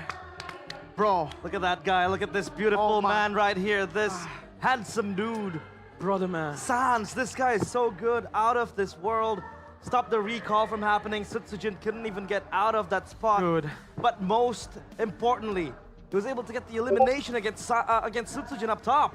Mage against an assassin, by the way, right? When Sans on the Farsa, it's a whole different beast, dude. It just makes the hero like 10 times better. Brother, you do not play a YSS god with a YSS. You do not outplay the original YSS god. This is the guy that picked Wi Shin in the grand finals of Season 8 and got a savage against Rrq Hoshi Sans. The original YSS god. You're right. Man, what a play. The recall. You know, he flickered with a feather airstrike in the base to cancel out the initial recall. Then he continued to chase on because he knows without Sutsujin, without the Yi Sun-shin, it was going to be really tough to even go for the 4v5. Yeah. Dude, this guy. We thought RRQ got something there, able to get the base turret. It turns out like Onic does not take that standing down, dude. No way. You were shouting, is it an end angle? But it was denied by Gila Sans. It was a perfect sequence too. Like he flickered, as Mirko mentioned. When he followed up onto Sutsujin, he was going for the chase. But it wasn't really just a chase of him trying to run down the YSS. He knew Sutsujin was gonna turn. So he just stood there under the in front of the bush, waited for Sutsujin to walk out with the trace vest, and Sutsujin thought the Farsa was gonna use any skill, but he didn't. He saved up. So when the trace vest was out, he was able to stun the YSS enough for the second skill to go out as well for additional damage and pick off the YSS. And look at some of these fights, man. It really seemed like RRQ. Even we are quite confused on what the idea is. Do they want to go for the mid game, the late game, the early game? Because they were trying to go for that fight earlier, but they didn't go and focus on the turtle. They were chasing for the kills.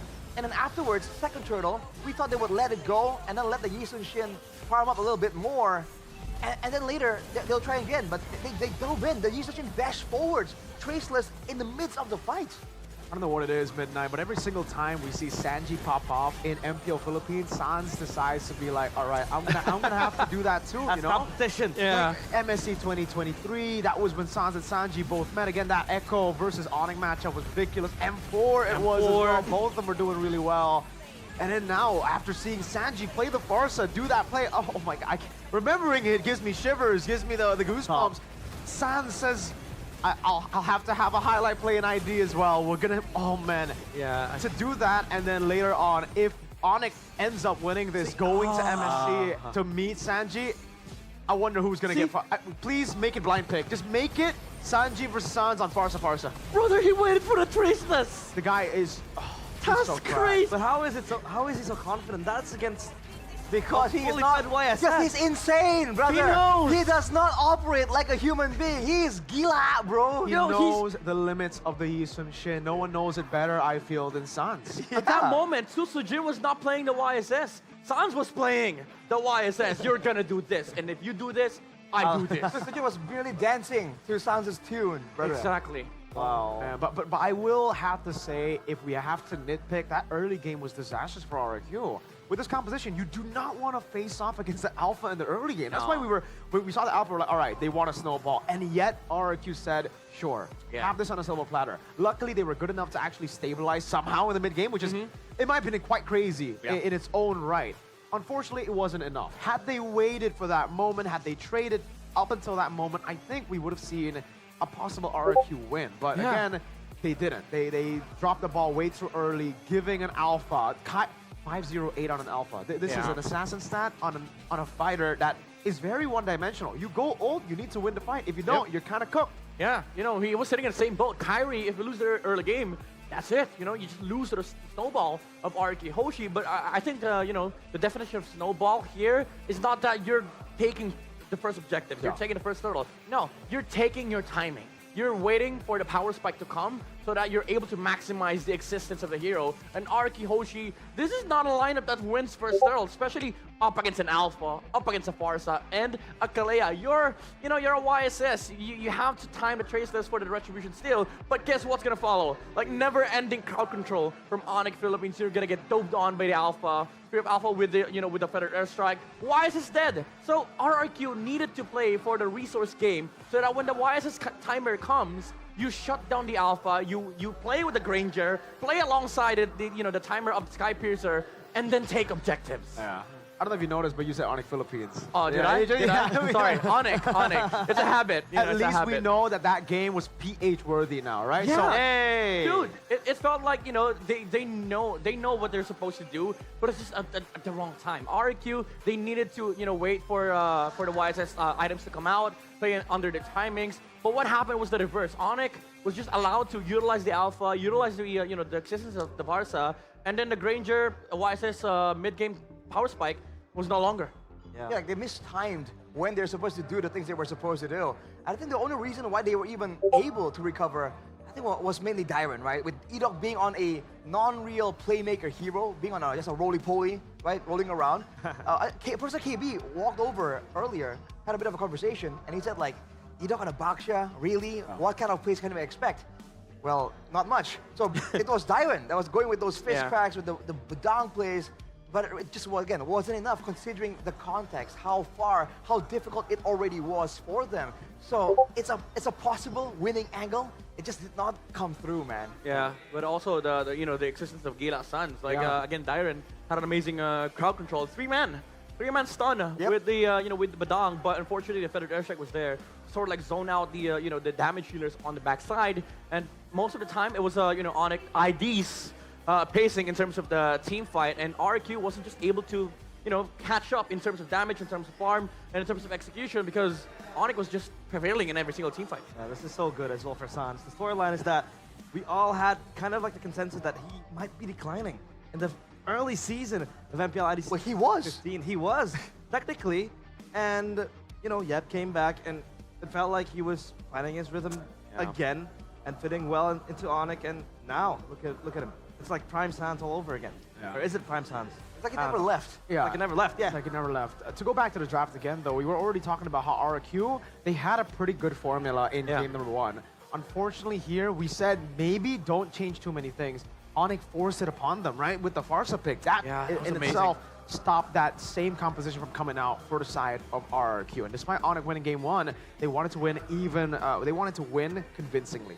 Game 1 wasn't that convincing. They had to wait for the late game. That's when game number 2, stealing the Farsa away, was a genius move in the end. One of the because best steals. You saw the Valentina, and you're like, okay, that Valentina is pretty good because you can steal the feather airstrike, but then you watch the game again, one of the many things that Sans was able to do that wasn't really highlighted earlier is the fact that in a lot of team fights, he just plays so far back that it's hard for the Valentina to steal the feather airstrike. So most of the times, Brins was forced on the Tsunami Slam, and with a Purify, it's very, very hard to get the Tsunami Slam on any of the real targets.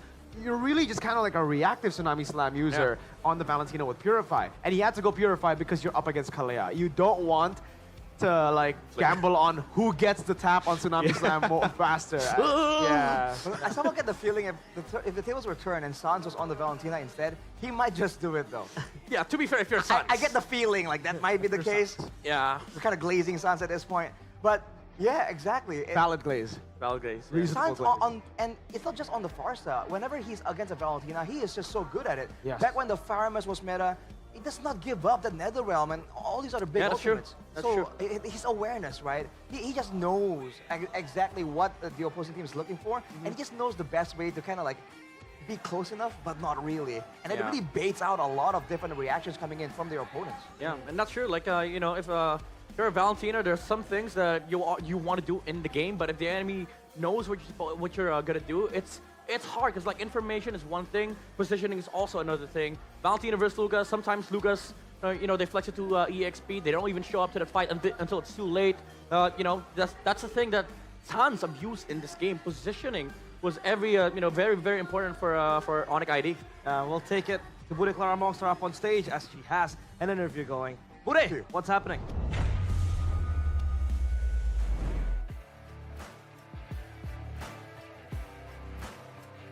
Di sini Bude berada di tengah-tengah, sedang memandang wajah-wajah dari semua super fans yang hadir di Jakarta International Velodrome. Mana semangatnya? Tentu kita melihat kalau dari Sonic, mereka matanya berbinar-binar. Bisa terlihat dari sini wajah penuh senyuman, namun kalau dari Kingdom, wajah mereka juga masih wajah-wajah yang penuh pengharapan. Mereka berharap bahwa Rrq bisa mengejar ketertinggalan poin. Dan kalau kita melihat semangat dari super fans tentunya berbanding dengan bagaimana perjuangan kedua tim ini untuk mendapatkan satu slot pertama untuk babak internasional untuk MSC 2025. Dan satu langkah lagi Onic bisa mendapatkan itu, namun lawan mereka adalah tim Rrq yang kita tahu kestabilan mereka dari babak regular season yang dibawa hingga babak playoff. Namun kalau ngebahas tentang internasional, tentu kita boleh berbangga karena kita banyak memiliki piala internasional. Dan khusus yang paling berkesan mungkin adalah, gimana kalau kita ngebahas tentang legenda yang membawa piala internasional ke Indonesia. Di sini akan bergabung bersama Bude, langsung yang terkenal dengan kebarbarannya. Langsung wajahnya pada takut nih ya. Kita akan langsung sambut saja untuk ngobrol-ngobrol. Inilah dia Rrq Barbar Koyur. Halo. Kok udah lama kita nggak bertemu. Boleh dong disapa-sapa yang ada di sini kok. Halo semua penonton. Salam barbar. Salam barbar. Gak jadi deh. Salam barbar, semuanya pada say hi juga di sini kok. Tapi bentar, kok lagi ngapain kok? Lagi di rumah Eko. Lagi nobar kah? Iya, lagi nobar sama Eko ini. Lagi nobar Terus bersama. lagi jodohin anakku sama anaknya Eko. Lah. Jadi panjang ya ternyata ya. Tapi rame banget pastinya di situ. Lagi rame-rame, tapi sebelum kita ngobrol lebih jauh, kita akan membahas sesuatu karena udah ada legenda. Kita juga akan ngebahas perjalanan yang ada. Inilah dia, sesuatu yang akan kita bahas bersama-sama. Di mana kita tahu Koyur, Roamer menjadi satu momen atau role crucial juga yang ada. Dan kita bisa bahas juga dari season ke season, era ke era, ada ikonnya masing-masing. Koyur, dari season 1 sampai season 5, wajahmu terpampang. Lalu selanjutnya ada Leo Murphy, tasnya. Ada Keyboy dan juga Idok. Tapi kok, kalau ngelihat dari musim ke musim, gimana sih kok ngelihat ini? Ya dari musim ke musim, setiap musim pasti ada tank yang jago ya. Jadi kayak, tapi ini kayak Kibo ini keren banget, dia bisa bertahan lama banget loh, dari season 7 loh. 7 sampai 15. Tapi kalau kita lihat Ya. dari season 7 sampai sekarang performanya gimana kok? Masih bertahan, stabil atau meningkat? Masih bagus. Kemarin kan Onyx sempat menurun. Nggak tahu kenapa, tapi memang efeknya Yap ya mungkin ya. Begitu Yap balik langsung jadi jago. Harus digaji mahal tuh dia. Oke. Tapi tentunya kita ngelihat juga selain Kiboy, ada satu sejarah baru di mana MVP regular season didapatkan oleh Idok, seorang roamer yang biasanya jarang banget masuk ke leaderboard. Dan Koyur, kalau ngelihat Idok gimana nih sebagai pendatang baru? Idok nih potensinya gede lah. Dia memang bagus ya, dia lebih mungkin team playnya tuh bagus banget. Jadi dia kayak sama temennya mungkin chemistry-nya dapet, tapi nggak tahu kenapa Onyx yang kali ini tuh kuat banget. Onyx yang sekarang tuh tadi kan kalahnya gara-gara game 1 tuh comeback. Jadi Onyx kemarin juga comeback juga kan lawan Ikpem. Pokoknya dia tuh kayak sekarang Onyx yang kali ini tuh kuat banget lah. Begitu Tapi kalau kuat. Idok memang bagus. Bagus. Tapi kalau kita ngebahas mungkin lebih dalam lagi ya, kok sebagai dari kacamata legenda Roam Indonesia yang Ya. punya piala internasional juga, M1 diting-tingin, ngelihat gimana sih, apa sih efek atau dampak yang diberikan masing-masing Roam, Kiboy di Onyx dan Idok untuk RRQ? Kalau Kiboy mungkin lebih barbar ya. Dia mainnya lebih kayak ngebit gitu ya. Kalau yang Idok kan memang aku lihat lebih team play gitu. Jadi ya semua tergantung kayak chemistry-nya masing-masing sih, mempunyai kelebihan masing-masing. Punya, Gitu. Oke, kelebihan masing-masing. Tapi kalau ngelihat ini memang momen-momen barbar, kamu lebih suka yang mana kok? Emang jiwa barbarmu ada yang nerusin tuh seneng gitu kok? Kalau aku tetap lebih senang Kiboy sih. Oke, memang ya jiwa barbar. Kalau di musim 15 dengan adanya 2 nama Roam yang terlihat juga di poster, siapa sih kok yang memang ikonik banget nih untuk memegang roamer Indonesia? Kalau mungkin memang dilihat dari performanya dari awal, kalau kemarin yang dari grup ya Idok ya kan stabil dari awal. Kalau Onyx kan setelah kedatangan Gap baru bagus. Gitu loh. Jadi ya Idok lah kalau season ini. Idok, oke. Jadi memang terlihat ya dari regular season dan ternyata efeknya sangat berkesan bagi seorang Dangki Barbar. Tapi kok kalau ngelihat momen-momen banyak sekali yang terjadi untuk MPL Indonesia Season 15 sesuai dengan prediksi Koyur nggak? Sesuai dengan prediksi enggak sih. Onyx aku pikir awal-awal tuh Onyx tuh bakal ya udah kayak stuck gitu. Tapi tiba-tiba Yep is back. Ya beda lagi dah. Oke, Yep Effect merubah segalanya. Tapi Betul. kok ini tim yang menang kali ini akan ngedapetin tiket MSC IWC. Koyur punya prediksi nggak kok? Siapa nih kira-kira yang bakal ngedapetin? Ya Rrq sama Onyx lah. Oh, RRQ dan Onyx. Ini dua Ya nama ini ini. siapapun yang kalah tetap menunggu. Siapapun yang kalah di lower tetap menang. Yang dapat pertama siapa nih kok? Yang dapat pertama ini udah pasti Onyx lah. Bukan pasti ya. Hampir pasti kan udah 2-0. Susah mau comeback gitu. Tapi semoga aja Rrq bisa comeback. Jadi mengharapkan 5 game kok? Oh harapanku 5 game kalau bisa. Harapannya 5 game. Tapi mungkin ada yang mau disampaikan Ya. kok untuk penutupan perjumpaan kita yang online ini kok? Apa penutupnya? Salam Juan COK. Oh wow, pokoknya salam untuk semuanya yang ada di sini ya. Dan itulah dia kok Dangki yang memang barbar. Dan melihat hari ini thank you banget kok. Game harus terus berlanjut. Di mana Best of 5 Series kita hanya bisa melihat perjuangan dari setiap tim. Dari Kingdom yang masih berharap dan juga dari Sonic yang ingin terus mendapatkan kemenangan. Dan panelis pun sudah siap untuk membreakdown seperti apa. Tapi kita kasih semangat. Sekali lagi, mana semangatnya untuk match ini? Dan semangat sudah mengalir, langsung saja panelis. Silahkan game ketiga.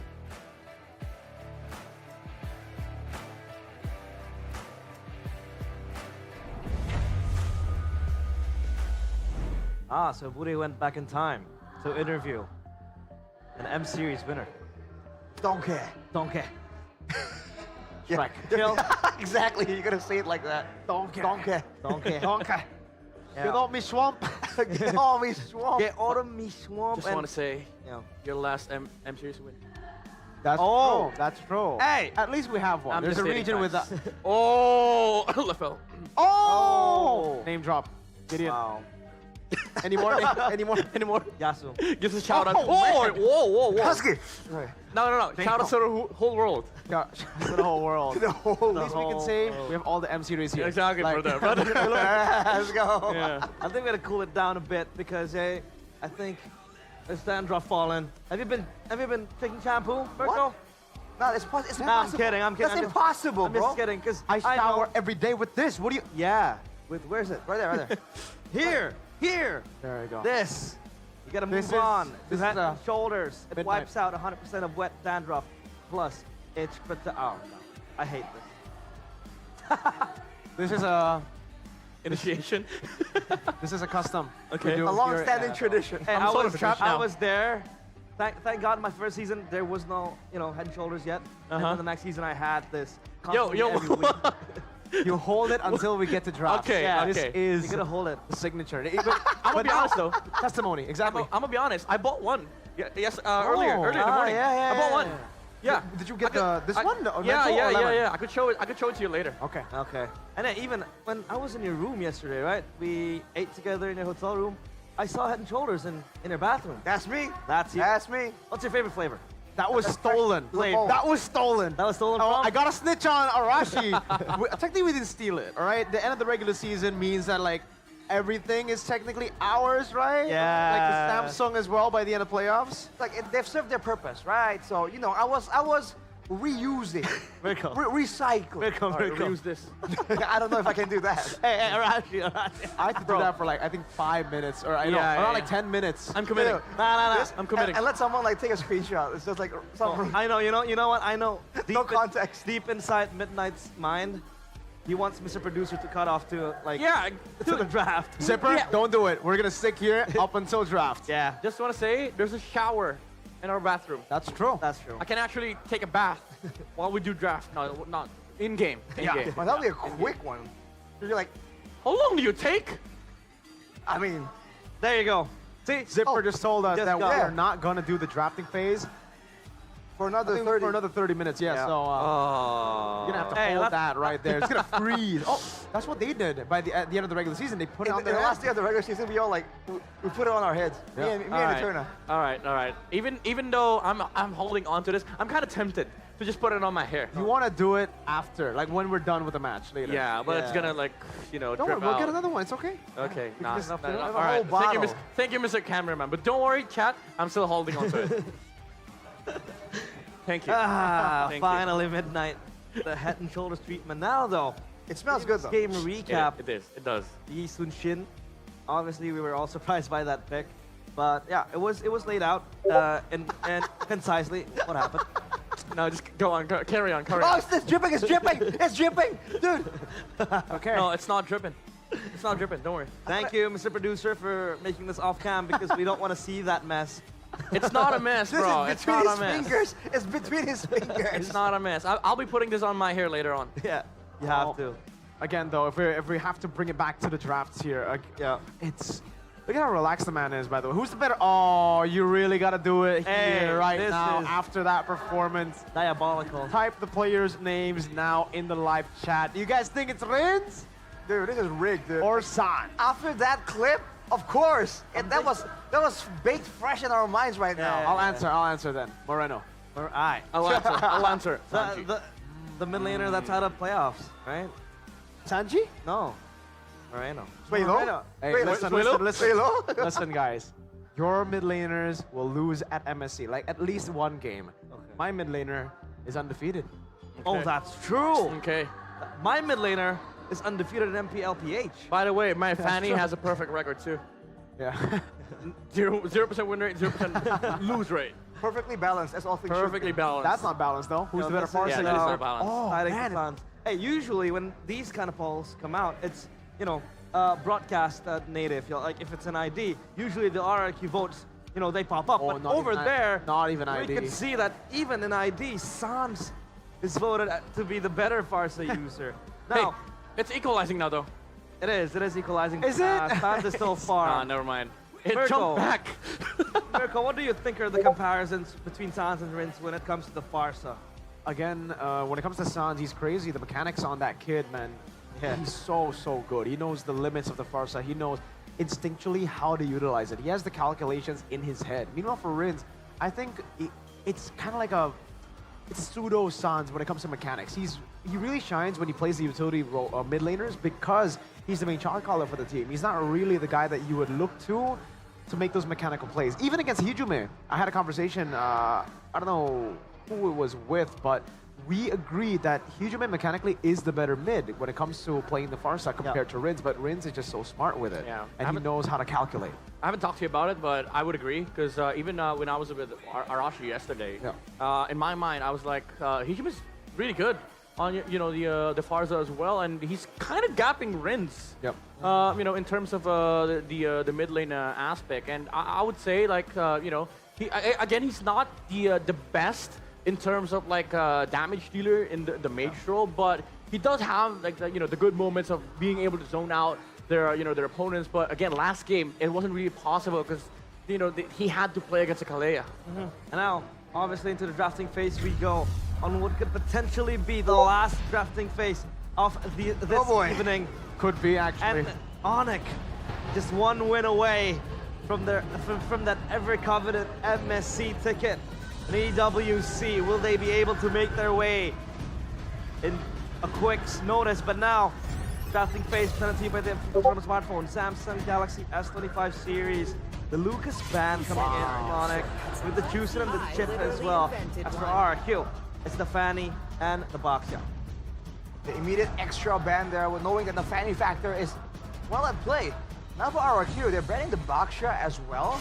So, Loyi. and even the Kalea. Sans Loyi open. Oh my goodness. Oh my goodness. There's no Baxia, there's no Kalea. Yes, Ah, will be the Loyi. We both reacted at the same time. Yeah, I mean, dude, guys. Oh no. Time to drop the beat Let's of the see. clock. It's gonna be the Joy Fredrin No, up for no, grabs. no. They can take the Fredrin, right? But Onic can go Harith. Harith is still up as well. Like, now it puts RQ in a tough position. Oh, they go for the... Oh, this might just be a give in the game. I don't like that at all. What is this, Fredrin Harith? Yeah, Fredrin Harith. I would say. That's Harith. Harith, Fredrin. There's no way. There's no. Oh my goodness. But Dang even, right up against the high-lows. Or Glue, just pick it up. Oh, they go Ling. Okay. I think they already have enough with the Harith, I guess, to deal with the Joy, so they go for the Ling instead. Yeah, at least this gives them access to the the late game. You can just trade against the Joy. This is really popular as well in MPLPH, the Ling versus the Joy matchup. You're never gonna be able to threaten the Ling, especially on the side lanes. He's always gonna have that Tempest of Blades. He wins the 1v1 matchup. And now RQ goes back to the Granger. I would say RQ is in a similar fate here, where you have to sort of like get a formal control in the early stages of the game, and then have that huge power spike with with the Joy getting the Stardom side, Holy Crystal, and end the game before the Ling gets out of control. Because at this point, RRQ, they have to keep in mind this is still Kyrie's Ling. They're always going to be able to make space, and late game, the problem with this lineup is that they don't deal well with the split push, not just from the Ling, but also the diversion plays coming around from the Louis. We've seen again and again, nowadays, the diversion can also be used just to facilitate faster rotations. And as a result, you're going to have pressure in all three lanes. And without pressure, you can't set up for ganks. You can't set up for dives. You can't really get extra farm outside of your own jungle and lanes. So that is something that a lot of teams have been able to use with the Loyi. It's not only about the pickup or teamfight any longer. And Counter though. just to talk about how ridiculous it is, because yeah, hero encounter, whatever. For me, I'm still on Sans on the Loyi. He's been inconsistent in the regular season, right? Mm-hmm. There's a 100% win rate still on the Loyi. Oh so there's one thing that stays constant despite that inconsistency of Sans in the regular season. That is scary. Indeed, but obviously, 33% in the hands of the lane, but I don't think that's going to be, you know, representative of what's going to Wow. happen Good here. ban though, no? The Cho ban. But I want to talk about the Hilda ban. Is it necessary to ban out the Hilda? Because I think more Badang, to be fair. but if RRQ picked the Hilda, they don't really have a setter, right? So, Yeah. you know, I think it's just you know, to limit the options of Dyren, because Dyren has been you know, really good at the Hilda, but there's so many things that Onic can just pull off. There's the Kacha, there's the Badang. I think the Cho is a little bit unwarranted here for the side of RRQ, considering that they have a Hylos. And Onic removes the Farsa. Oh, Oh yes. my goodness. Yeah. Eve is still there, right? But is it strong enough? Not against the Ling and Low Yi, man. I mean, as a parser, you can at least wings by wings if you get caught by the diversion. On Yi, you just ult and die. Yeah. What is RRQ? this, a Faramis game? And I think Even worse, I think, against Low Yi Harith, yeah, man. I mean, you'd understand the you know, the sense of getting up from the promise here, but you know, it's just like the core idea of this lineup doesn't really work that well against Onic, and you're not really solving the split pressure from the Ling. I think even though it's risky, you might need to pull off a Novaria here for Rins. You need that team fight and vision aspect. Well, that works. You know, the Selena division against the you know, the Lu Yi, and also the Abyssal traps that can be utilized in the early game to sort of like make space for this lineup of RRQ. So that's why they banned the Cho. They want to go Selena, Probably. they want Shampoo. Onic, if they want to go crazy, I think going for the Tigreal can work, no? But if they don't, Badang got thought is probably the Badang. safe answer. Or, you know, if you want to go crazy, you could pick up both. Badang Tig? Badang Tig. Damn. Because honestly, I don't see any problems with the Badang being on the XP. Right, especially there's an option for Ludwig to go with a bit of a damage approach as well. Maybe not full damage like what Nino does, but you know, half-half. Still gonna have a lot of potential pressure, especially against the squishies from the side of RRQ. But Phoveus is the pickup here. So a lot of ways to stop the forward momentum coming in, even when RRQ are trying to barrel through with that glorious pathway. RQ, does Edoc play the Guinevere? Oh. I think they need to He answer this actually, Badang. I think he has picked it up, but I think Here goes Tig. the good old Edoc would probably just be the Tig here. Yeah, it's a little risky, but Very. if you put the you know, if you get a Guinevere here, you shut down the Phoveus, shut down the Badang. You let the you know, you let the Joy do his thing in the middle stages of the game, and it allows for RQ to have this amazing you know, engaged comp in the mid game, but it is quite risky. Takes the option. There we go. Edoc finally getting his hands on a pick that we've been waiting for all playoffs. So far, it's just been him on uncomfortable picks. Got thought earlier again. So finally, 3-0 or 2-1. yeah. I gotta believe, man, it's never over until it's over. Hey, you got a believer and a kingdom in him, but obviously now it's time for Chefin and Goni to take the stage. Will it be Onic that will jump to MSC, or will RRQ still fight back? Let's go to the casters. Onic is one game away from Riyadh bound, from MSC, from the prize pool of $3 million. All they have to do is win it out and beat RRQ in this game 3. But surely RRQ will not just stand back and let it happen. Who's gonna happen in this game? Game 3 commences. Lanadon, here we go, as we will witness what will happen here in potentially the last game. Will today be the day of clean sweeps, or will RRQ deny that here and on? Surely a clean sweep is not really on everyone's bingo card, but you don't gotta watch out for Sansa's first level or 2-level damage here. Rince winning the trade there with the Abyssal Arrow. Now, this is gonna be pretty interesting. The Joy and the Ling. An assassin battle.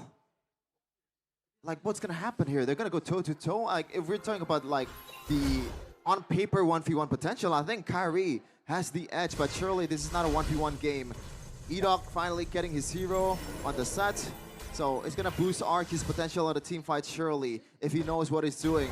And I bet you he knows, because he is the MVP of Season 15. Kyrie, though, eyeing for engage.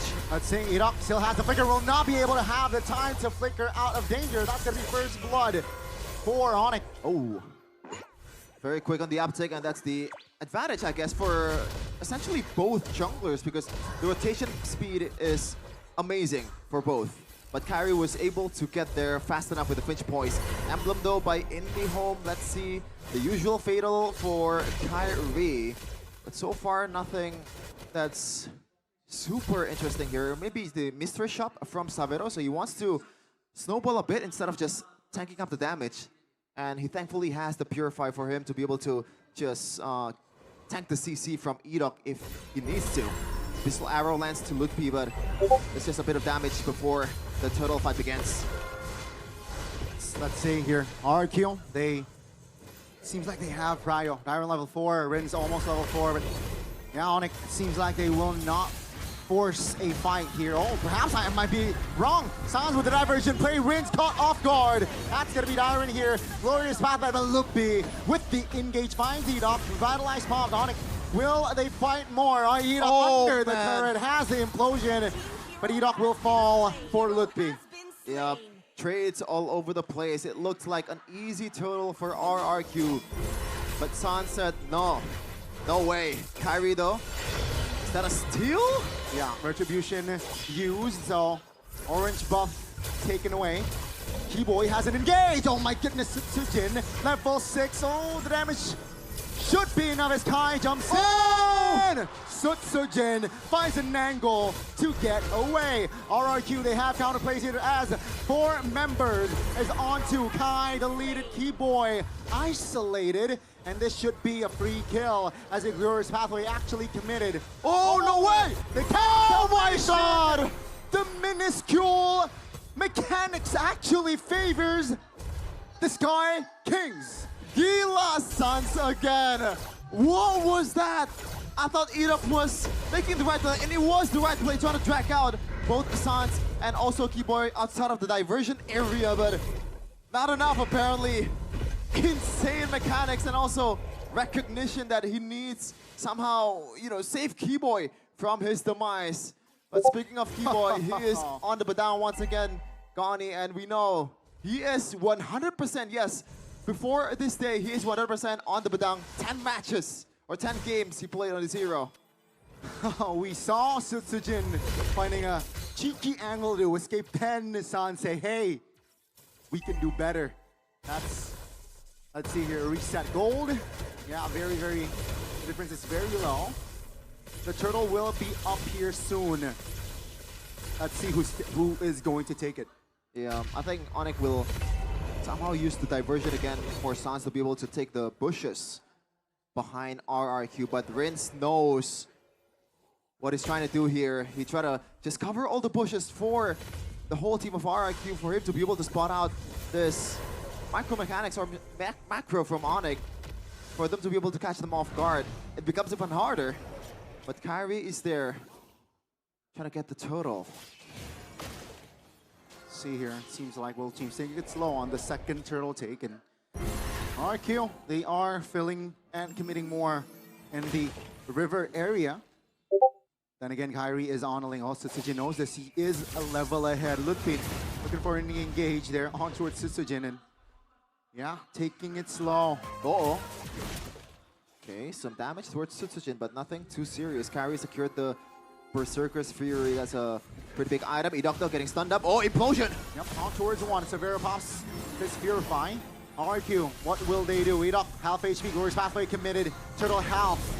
Selena doesn't land. That's gonna be Lutpi. Sandbag. Oh! Keyboy finds a connection and 2 members deleted. That's gonna be Sujin though, looking for compensation. He moves back, but Onic, they will be in control of the turtle. Immediately after I mentioned that he is still 100% on the Badang, he proves that this is why he's been unbeatable on this hero. Absolutely crazy from both Keyboy and Sans in this early of a game, and that is why they're the best roamer mid lane duo in MPL history. Sujin might be in trouble. No problem for him. Let's see. RQ, they need to at least find something trade-wise. They are behind on gold. Map control. This is perhaps to play. That's gonna be the implosion. Flicker committed. 2 members caught. Tempest Blake also triggered, but nothing else. Sujin, half HP. Lutpi misses. Yeah, RQ, they tried earlier, but Great spacing from Onic. Yeah, this is why Badang is such a good pick here. And even the Phobias, because you have this engager, the Edok, even Sutsujin, it's gonna have a hard time for them to be able to get into the team fight, because these two are engage denier, assassin denier. It is difficult for them to make the right play when you have these knockups, when you have these cancels from the first kill of Keyboy, and also not to mention the fist cracks that has been on point in this game. It's 1v1 once again, Sutsujin and Kairi. This time, Sutsujin will take on a jungler. Not like the last game. Seems like they will not commit on towards a 1v1 just yet, though. Yeah, both teams taking it slow on it. They know that they have Prio here, 2k gold top lane. Almost, right? Almost taken down. So, yeah, map control. It's all blue for now. Yeah, and I'm not sure if RRQ wants to contest this. Yes, they have the tools. And if Rince can land a hook or a good abyssal arrow, and that would be a difference maker before the team fight begins. And there you go. Sutsujin is just gonna split and try to get the bottom turrets, the first tier turret for himself. And I think that's a good move, knowing that RRQ is at a massive disadvantage in this fight. See here, Kairi pushing bottom side, but hasn't really shown. So the fog of war here, playing it with it. There you go. That's the show from Kai. No real call just yet here from RRQ. Keyboy spotted out, taking it slow as the turtle will shift, and it becomes a lord. I'm not sure if I saw it correctly, but I believe Kairi picked the magic shoes in this game. That's so weird, considering that he's up against a Selena and also Edok. I think extra CC immunity will come in handy if he's ever, you know, get stunned up for a long time. That would be a difference maker. There's 25% of CC immunity or CC reduction should be something that he's looking for. Onic, they're not biting on towards the objective just yet. They know that the long lane presence of Kairi will help them immensely before they want to take the objective. Wow. Just the play, right? Onic, they know they have the far lane prio, so they are right now just manipulating RRQ and not forcing a fight. Bottom side, the far lane threat is very evident here in the third game. Yeah. And currently, right now, I don't think they have enough damage to do this kind of play. This Edok and Toy burst down towards the Ling. If the Granger gets the item, yes, maybe they can do that, but currently, no. Edok, though, can still play. He might be looking for someone, but no conversion just yet. But back to the point, so Kairi can just stay in the long lane as long as he wants to, and the only thing that can kill him is probably Rince landing a solid arrow. Even then, the Tempest Blade is an easy get-out-of-jail mechanic. No, seems like diversion play will be topped.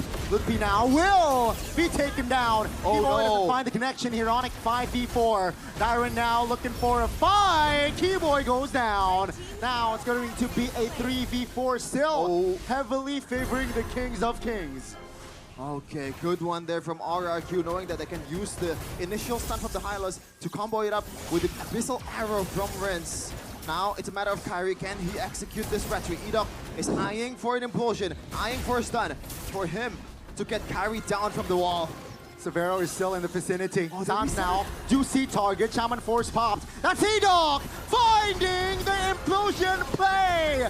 Two members of Onic deleted an RRQ. They will take the Lord. Never doubt Edok gonna set heroes, and this is his bread and butter, to take the implosion. The game-changing plays of the MVP of the regular season finally coming to fruition here in the third game. And it's not late just yet. They still have the chance to get back in this match. Yeah, Edok again, just strikes again. Let's see though, with this first Lord in hand, will RRQ be able to take fully control of the map? Toy, that's a big item too, Wind of Nature. Just to deter Kairi's potential, and after what happened in the second game where he pretty much has a bounty in his head with that 1-1 Kairi, 1-1 Ling interaction, surely he wants to rush this Wind of Nature as soon as possible.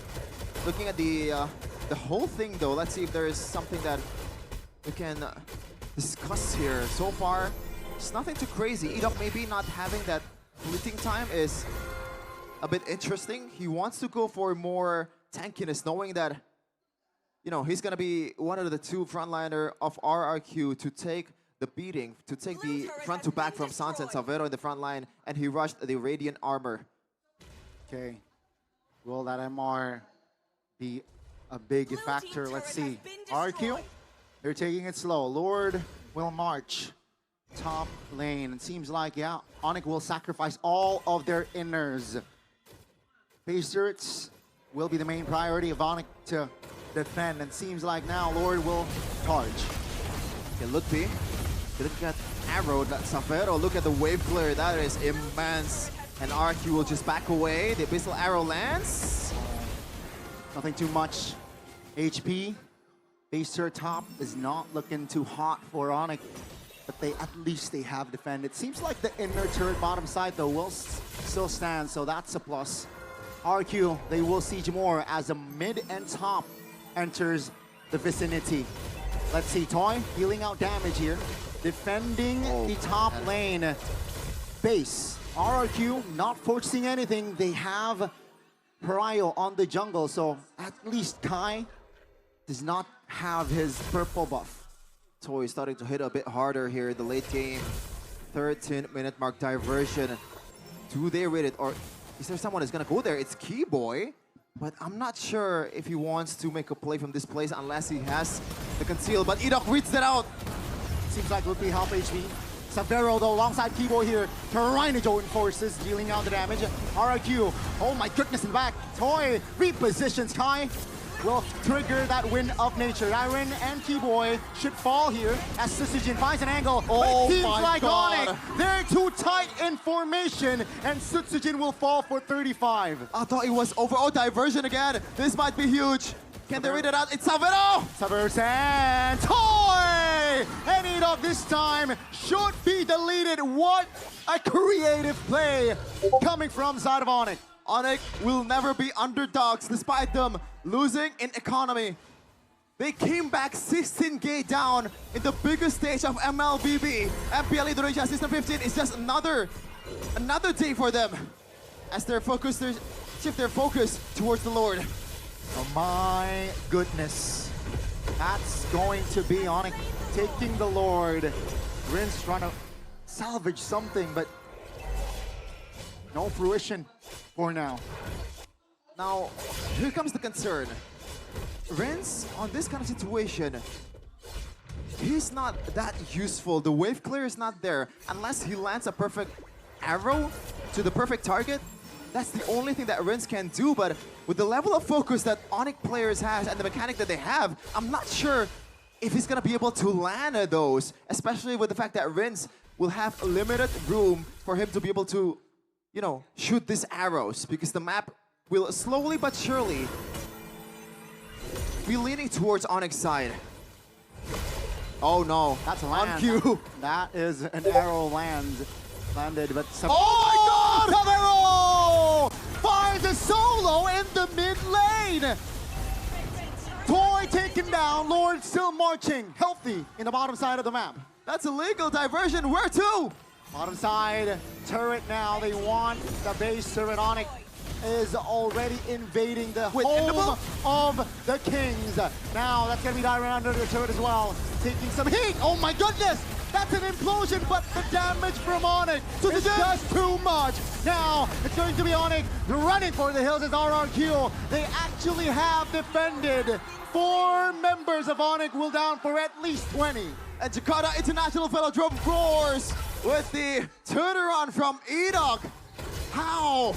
That 4-man implosion was huge. Forced out the Purify from Savero, but there's no Zaman Force. There's not enough HP. There's not enough shield for him to be able to survive that one. We're gonna take a look at the replay here. Edok spotting, I guess, the overzealousness of Onic. They just grouped up, knowing that Edok is in front of them. That is not something that he should do against a Tig. This is a hero that brought RRQ or Onic in M5. Came back from 60k down. Surely they know better. That's the thing, man. A little bit of autopilot right then and there from Onic, right? Just inside of the base. And yeah, a team like RRQ with a roamer like Edok definitely will capitalize on that autopilot coming from their own opponent. So it's another reset. Keep in mind, we are 16 minutes in. So yeah, let's see here. Definitely RRQ have increases their odds to perhaps potentially force a game 4. Yeah. The increased odds are there. Especially with the... Oh, it looks like for this Lord in particular, Onic has the advantage on the long lane because there's no inhibitor turrets for RRQ. So again, that's something they can use, especially this is Kyrie we're talking about.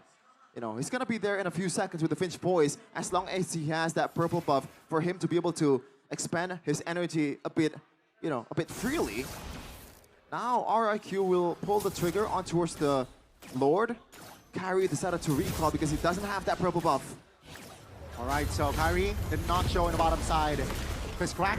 Onic looking for an angle to perhaps enter the river. That's the winner crown trigger. Oh, Lupi very low. He will be taken down. That's gonna be Sans flickering out though. Savero taking out RRQ. The Kings of Kings have answered back. Kai finds a shutdown, but RRQ, they are moving forward as again 3 members will be down and out. Only the dynamic duo of Sans and Kibo can stop this avalanche from RRQ. Can they do it? Long Glorious Outlay committed. Sans stunned. That's gonna be Toy focusing, locking the turret. And ladies and gentlemen, this is not the day of clean sweeps. We are going to game 4. Oh man, oh man. All in the back of Edok. MVP. Say it. MVP. With some MVP performance. What a match and what a performance from this guy right here. The sophomore is carrying RRQ to a W and to prolong the series to game number 4. Oh my God. RRQ answered back and the kingdom erupts. Jakarta International Velodrome.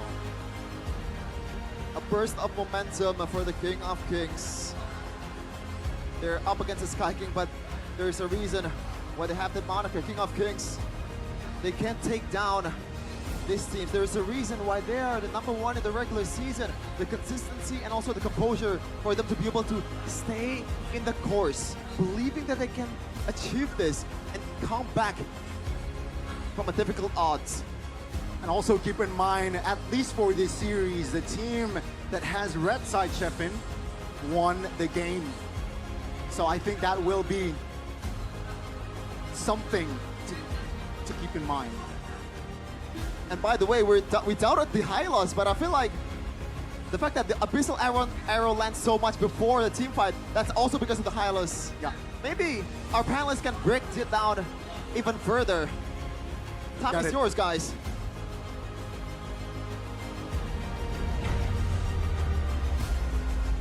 Rejoice Oh my the kingdom. God. And if there's someone, a single player that the kingdom can pin their hopes to, it has to be Edok. Do I have an Edok card? Look for I don't think so. But dude, that is why Oh, yeah. he's Oh, the you're- GOAT, you're man. unlucky. That is why he's the GOAT. Oh, The GOAT. man. Oh, dude. Yeah, this guy, obviously. There's a So reason, good. realize we called the Tigreal. I was like, Yeah. all right, Yeah. they lost in the draft. They need Edok to go Great on a equalizer. Franco or Tig, and they got, oh man, what a They what a player. needed that one moment, They did. right? That could turn the team fight around. That one big ult, which by the way he did, and that possibly what was a last defense. Yeah, that was an end angle for Onic. And then Edok. But So you were saying Edok happened. he walked into position? Here. Yeah, there, here. This one.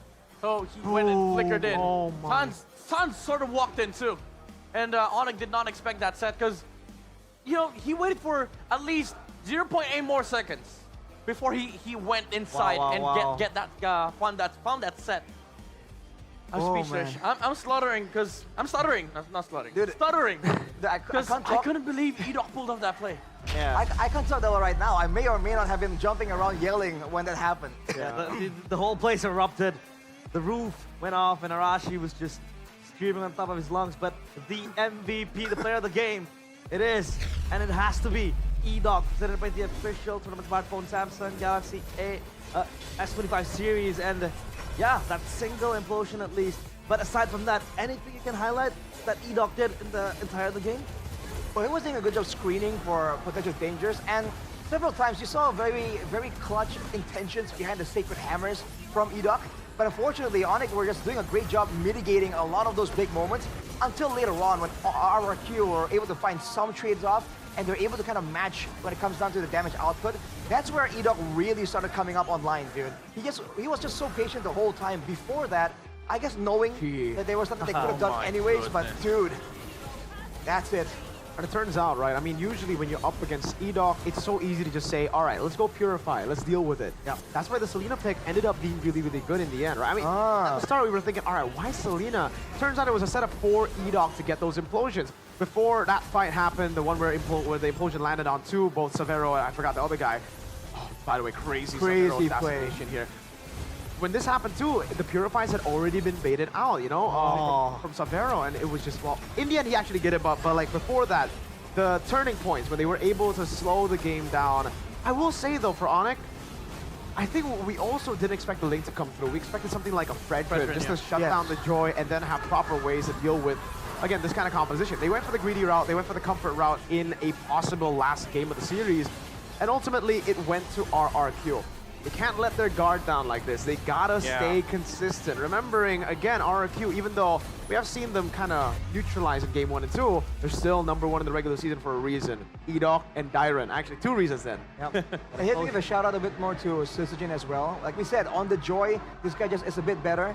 He's not the clutch kind of player like we were talking about. He's still the same kind of more hesitant kind of jungler. But you saw that on the Joy, there was that one escape against Kyrie that was very impressive.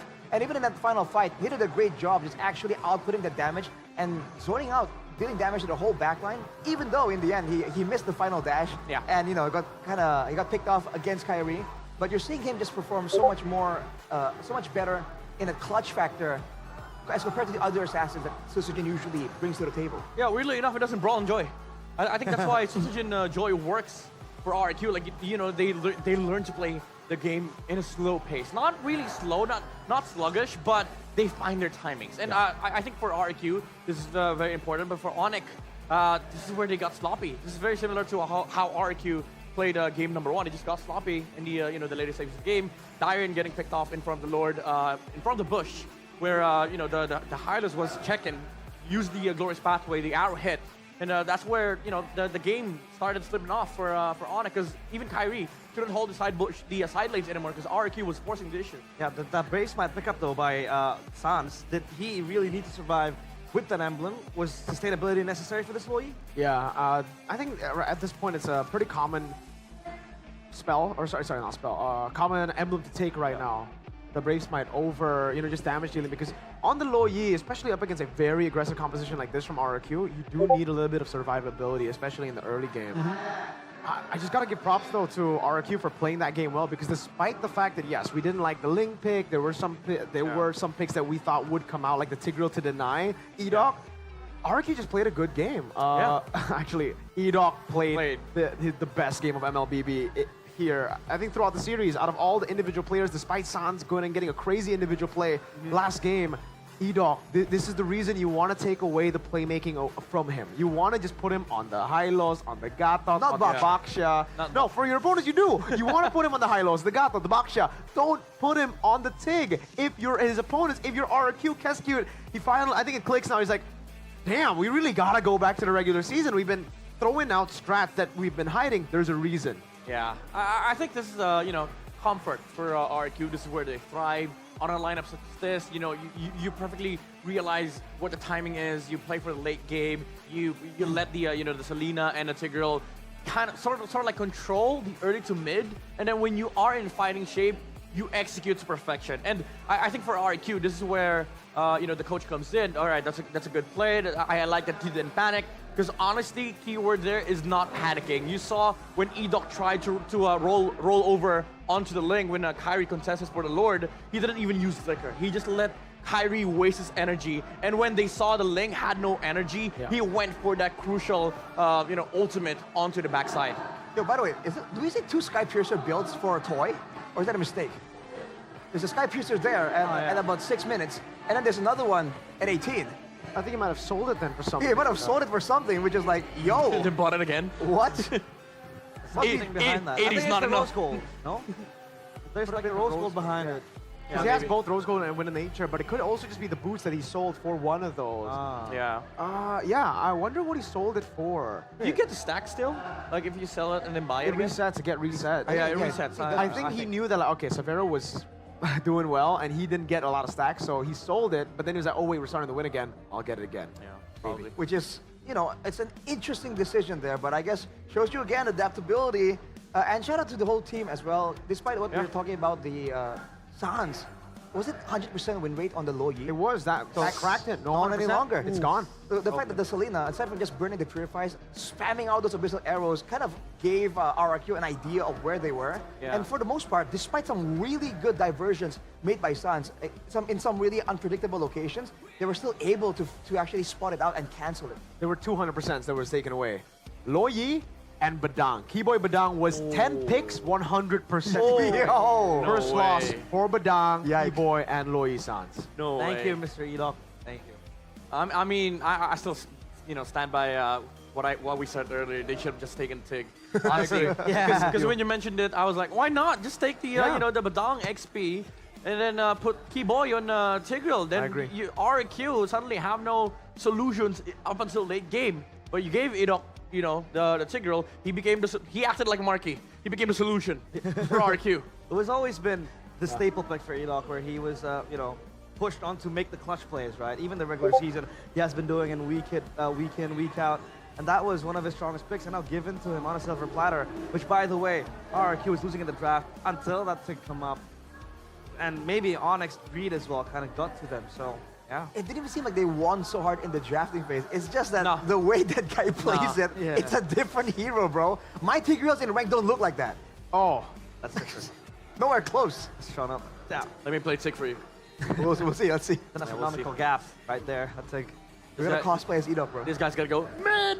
midnight with the implosion. or. Shedding darkness on the opponents. Just like, Midnight, what was that? Midnight, what the hell? But, oh man, what a game. Really beautiful, beautiful. beautiful game. And now, I hope they finally found the formula, realize. That like, Edok needs a playmaker. Yeah, because they keep on putting him on the high lows, right? On the box, yeah. Like Arashi mentioned as well, he's not going to do much with the box. Yeah, I mean, he can scout, pull around, but that's not what Edok is for. He's there to play make. He's like Luka Modric, right? Just setting the tempo, right? Yeah. Pushing Me, the ball. Steven Gerrard. Steven, well, washed, by the way, washed. Edok's not washed, okay? Yo! And I think, to a certain degree, they were thinking of maybe making him the frontliner, but I think it's more than that. He's the playmaker. He's the one who have secured RRQ finally their maiden game in the series. But on stage, we have Bude Clara Mongstar to take an interview. So Bude, what's up?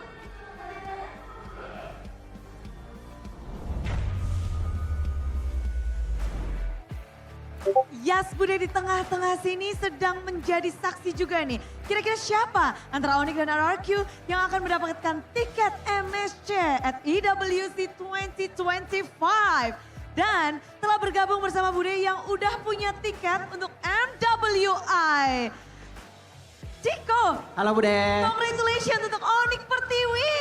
Terima kasih. Menjadi salah satu perwakilan dari Indonesia. Gimana sih perjuangan Onic Pertiwi untuk mendapatkan slot di MWI in Riyadh nanti? Seru sih Bude, penuh air mata dan drama ya. Tapi drama-drama yang asik sih. Terus seru, berdarah-darah lah pokoknya kita. Berdarah-darah ya? Karena kita tahu perjuangannya nggak mudah dan sampai hari ini pada akhirnya kita sudah punya 2 perwakilan dari Indonesia untuk MWI. Namun ada yang kita akan lihat spesial, ini dia. Inilah yang akan kita bahas bersama-sama. Di mana One Game, Two Champions. Ada MSC dan juga MWI. Tim Vitality dan juga Onic Pertiwi akan mewakili Indonesia. Sesuai yang sudah kita lihat juga dari perjuangan mereka dan 2 tim inilah yang akan bergabung ke dalam MWI. Melihat gimana peta kekuatan Indonesia untuk MWI. Gimana sih dari Coach Chico sendiri? Kalau dari aku masih tetap sama sih. Keyakinanku tetap Indonesia jadi salah satu perwakilan region terkuat di mlbb Women ini ya.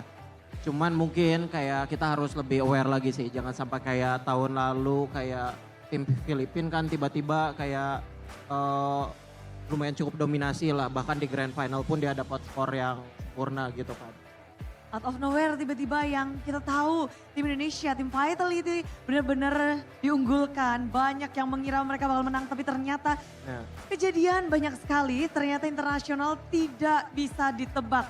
Namun kalau untuk internasional sendiri gimana nih persiapan dari Onic Pertiwi untuk masuk ke dalam babak selanjutnya? Banyak lah yang kita juga mau coba adaptasi kan untuk di di Riyadh nanti karena itu juga first time lah buat kita gitu. Kayak gitulah kayak mungkin kita udah dari jauh-jauh hari lah preparation ya. Preparation, namun kalau ngelihat dari banyaknya tim-tim yang nanti akan bergabung, udah kelihatan betul mana nih yang harus diwaspadai. Region mana atau tim apa? Mungkin tim selain Filipina ya, ada Malaysia, terus Vietnam juga kebetulan kemarin tim aku kalah Bude di group stage sama perwakilan dari Vietnam. Nah itu juga perlu kita waspadain. Sebenarnya semua region kita sama ratakan lah, kita harus waspada gitu. Kayak udah banyak banget berkembangnya ya. Seperti yang Vian bilang bahwa mau menunjukkan juga bahwa kita sebagai Indonesia, atlet-atlet Indonesia juga harus bisa. Nah. Harus berkembang, tapi ini kan udah dapet tiket nih. Sistersnya udah dapet. Dari Ciko sendiri gimana sih ngeliat match sekarang di mana final upper bracket ini dua raja sedang bertarung? Seru banget sih Bude, apalagi kayak audiensnya kayak banyak banget gini kan. Terutama untuk Onic lah, kayak Onic sekarang kuat banget kan Bude. Kembalinya Kocep kan apalagi tuh. Menurutku season ini bakalan di MSC-nya juga nanti bakalan lebih seru lagi lah dibanding tahun lalu. Karena dari permainan tim Indonesia yang sudah berubah atau bagaimana? Kayak Indonesia sekarang udah makronya udah bagus-bagus lah Bude. Bahkan udah nggak kayak dulu lagi kan kayak brawl server katanya atau apa, itu Indonesia udah makronya udah bagus banget sih.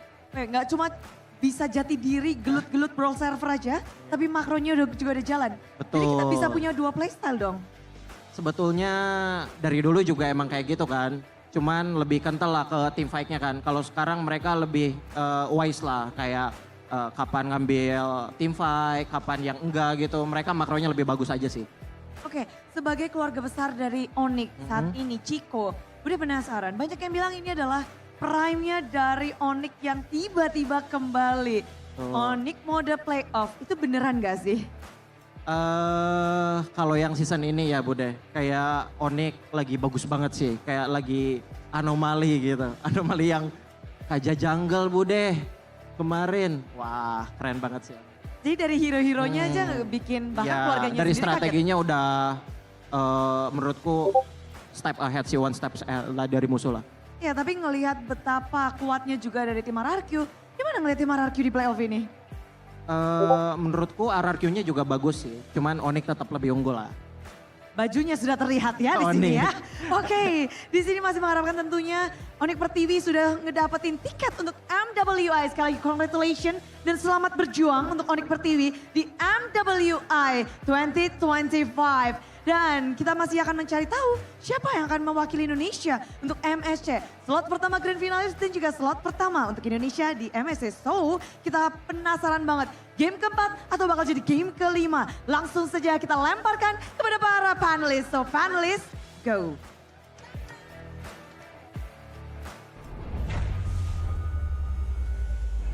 Thank you, Bude, Clara, Mongstar, and Chico. Chico, who is currently the coach of Onic Pertiwi, which is the female team for Onic, and he was ex-Rebellion coach.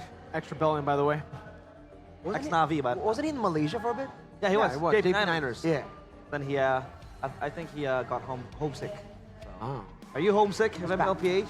Not really. I mean, I've been here for like 4 days. Enjoying MPLID? I'm enjoying MPLID. Nice. I am enjoying the crowd. I'm enjoying the games. I'm enjoying being with you gentlemen. Hey, W man. Yeah. It's on cue because I asked him, does he enjoy the food? He does. I do.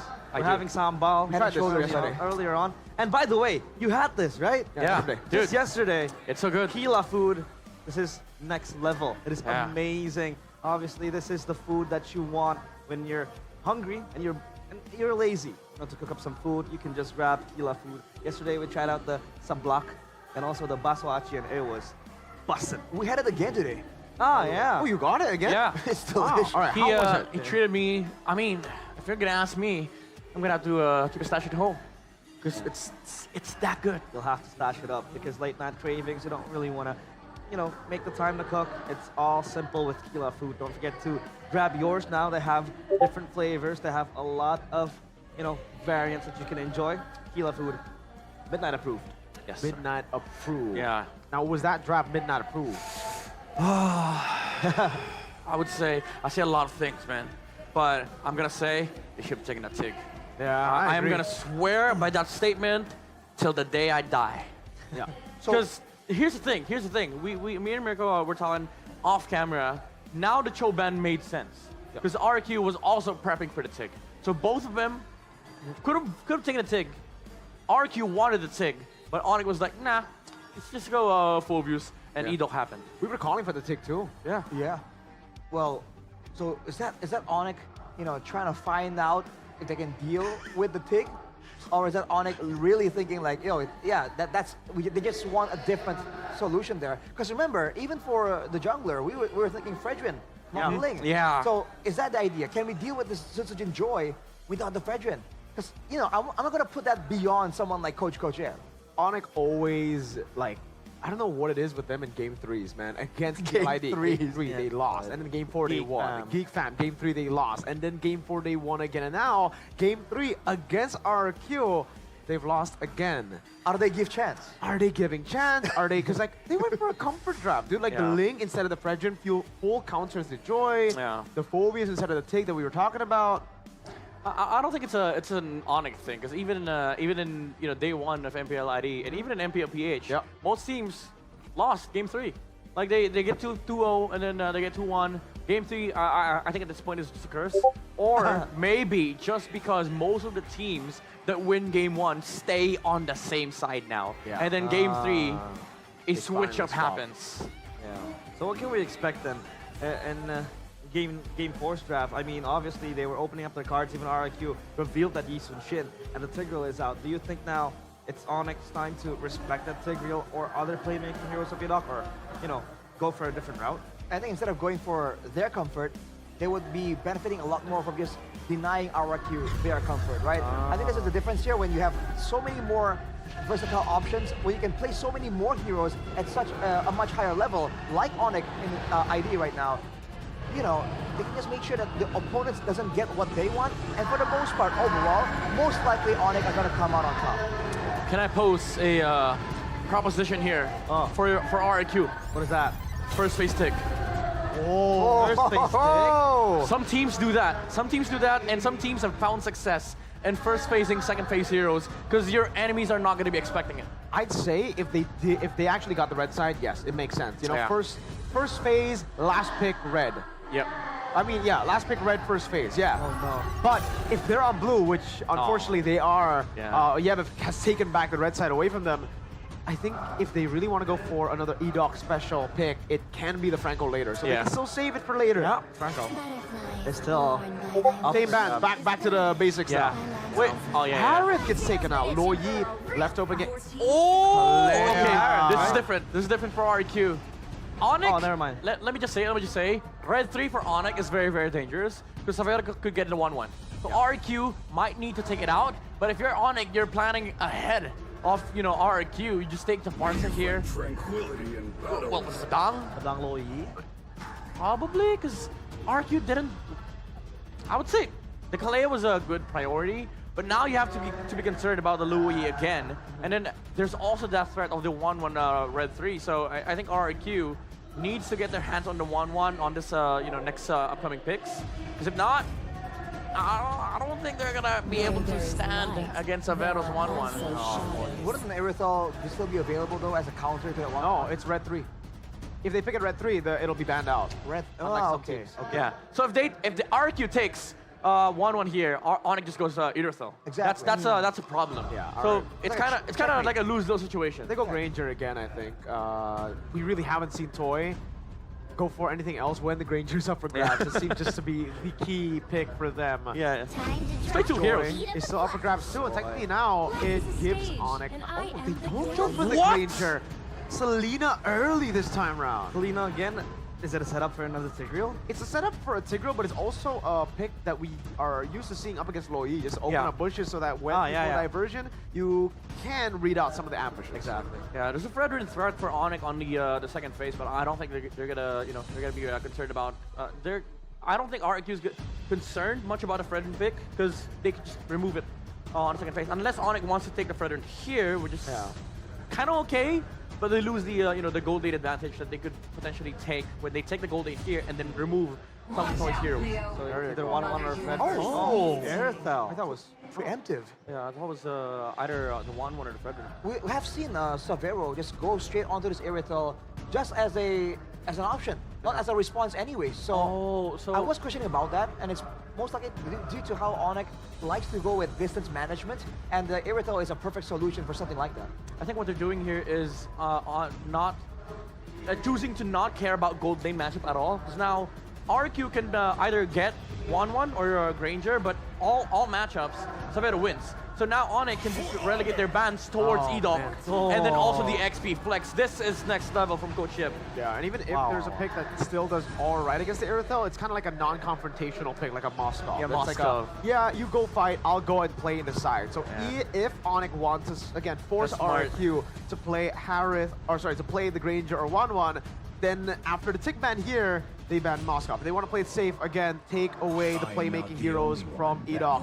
But I don't think you want to take away Franco now, because the Kalea is still there. I don't think you want to double down fully, so the Moskov makes sense to ban here, right? It's another way to technically deal with the Irithyll through just playing in the side lane. Yeah, maybe the Hylos or the Hilda. They can remove from RRQ because well, that too. But I think the Hilda would have made more sense. Honestly, because she could just roll in, check the bushes.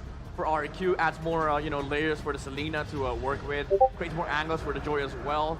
But for Onic, I don't think they're much concerned about the gold lane again because they have the Airfill. So Fredrin might be the next choice here for Onic if RRQ does not take it out. They can still go Fredrin Masha, no? Like the Masha's actually left open. Oh, you're right. That was a pick that RRQ have always banned out so far in Game 1, Game 2. I forgot about Game 3, but it's left open to RRQ. Do they still decide to read into it? They ban the Fred. There you go. All right, so the threat of the utility plus Masha. They can still go Masha here and then last pick Kaja.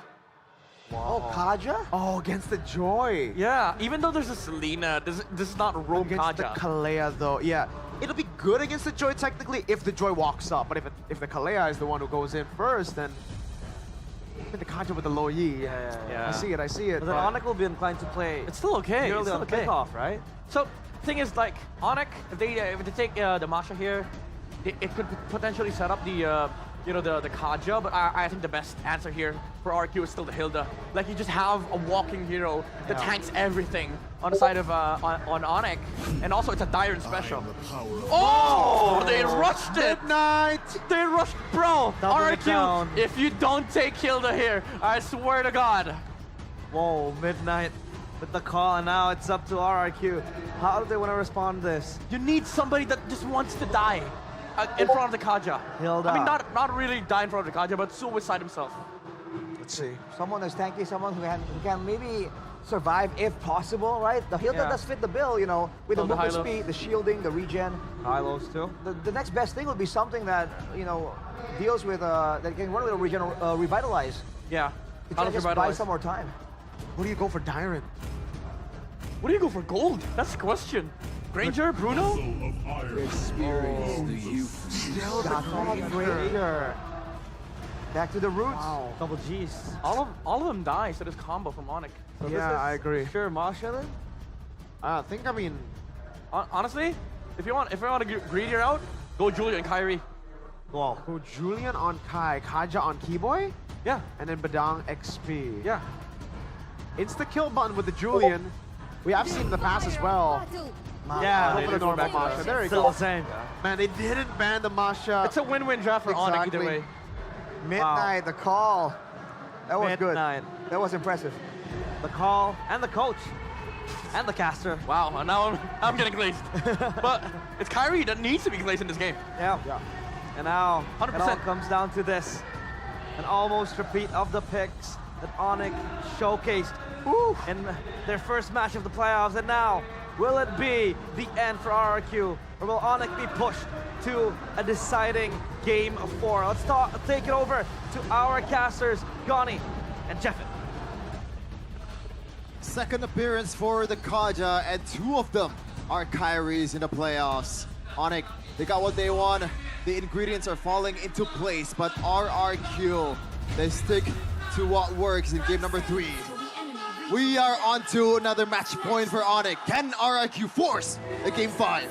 Ladies and gentlemen, we are potentially a game away again for Onic to secure the grand finals and to secure themselves a spot for MSC. Let's watch and enjoy potentially the last game. Yeah, some good points being raised by panelists about the Kaja. Yes, technically it does counter Citizen, but that is if... Okay, Keyboy getting jumped on, still has the flicker. That is if they want to go for a dive. Other than that, like, you can't really engage on your own first. I guess you have the Luoyi, but you don't have the chip, so maybe they will make use or full use out of the diversion, and Sans will be the pivotal member of Onic in this game. Looking at the emblems though by IndieHome, it looks like Kyrie is going to use that support emblem. Didn't get the turn on towards Sans. For now, it seems like it's just both teams touching and going. Pokes around the board. Keyboy no flicker for that first turtle, perhaps. That's already a sign for Onic to not fight for the turtle. But let's wait and see. Sisujin yet level 4.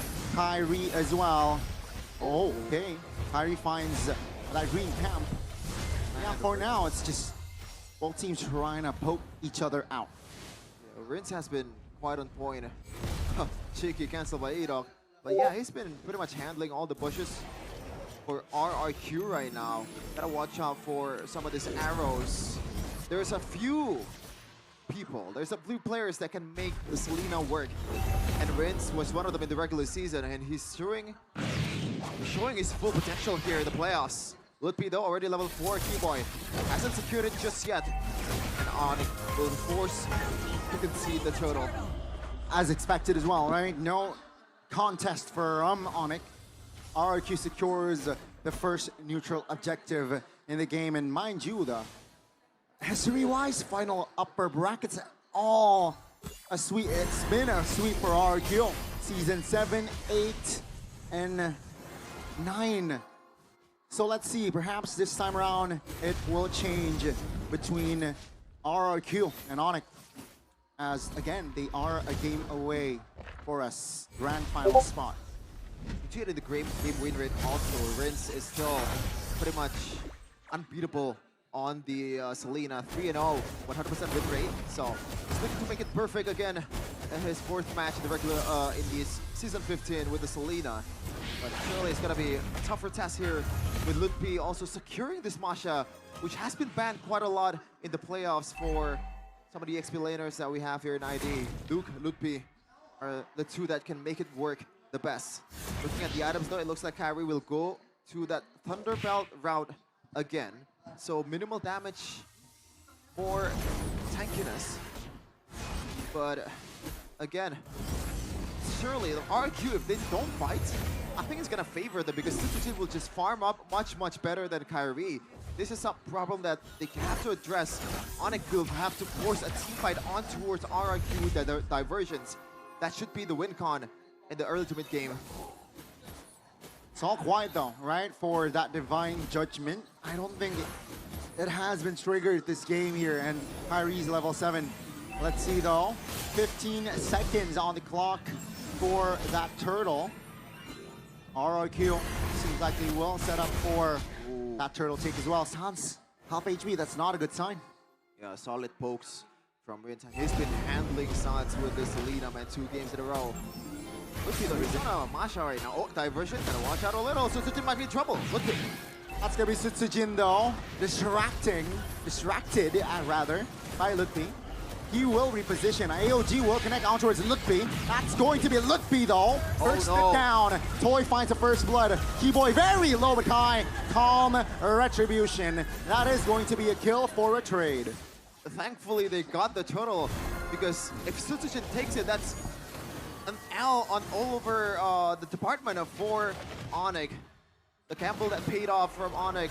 Lutpi, he got to tone down the aggressiveness. Yes, they need to use the diversions, but it has to be a bit more calculated with the all-ins. Okay, and tempo slowed down again. Onic, they will play it slow. Diversion. This might be a great setup. That's gonna be Keyboy forcing Toy to use that flicker. Base. And that's gonna be a turret taken down. No. Oh, that's going to be a pull by Kyrie, and Severo will be the executor on it, pulling Idok back, and that's going to force the AOG from Idok. Yeah, another concern that a Kaja jungler has is the gap close. It's not really that great either, because you don't have that flicker, you only have a retry. But, you know, Kyrie makes it up with the fact that he was flanking Toy from the side. Good one coming in from Onic, and they secured another turret. Even though economy right now is still favoring towards RRQ, and that should be all Sutsujin farming the hell out of this Toy. See here, RQ, 4 members in the mid. Onic only 3. Will they be able to capitalize on this? No, it seems like both teams just wants to clear. 25 seconds on the turtle, and Onic seems like they will rotate towards the top lane. Yeah, Lutpi though, this is quite interesting. He's just gonna go towards the far lane here, trying to make something happen. Idok conceal, but so far, no target just yet. Onic, they're not owning the bushes. Yeah. Purely just because Tyrant is on a Kalea and Rinse mostly on this Selena, man. The arrows, even the, you know, a single Abyssal Trap, the utility is just too big. Diversion by Sans. Great awareness. Oh, that's going to be the connection on Sutsujin. Great taunt. Onic 5v4. Onic will somehow keep it tight formation-wise, but they lose out on the turtle take. Yeah, Kyrie, he's forced on a jungle that literally does nothing but a single point lock engage, and that's a problem. This is someone that's mechanically gifted, someone that can make a play of his own, but he's forced to be this utility jungler. Veteran has a lot of utility. Baxia can roam around the map really, really fast, but Kaja, the utility is just so minimal that Kyrie is not really, you know, so effective if he doesn't get that divine judgment towards the perfect target. Okay. Just 1,000 gold between them. Onic still have some counterplay here with Severo still untouched. Let's see how RRQ will handle this fact. 60 seconds here for our first Lord in the game. Sutsujin looking for an engage. AOG lands. Purify pops. Onic, great recovery, and they will move back. That is why you use the Purify onto the Airthel, man. The arrows and the AOGs from Idok. That was a good punish, but thankfully Severo still has the Purify. But also good use from Onic, though. They're not really down by much. Oh, Tsunami Slam on towards Tyrant, and he is out. Another Sky Piercer stack from Toy. RQ playing it very, very well. Structured, patient. I like it. Onic, again, suffering a loss. But then again, it's just Keyboy, the roamer.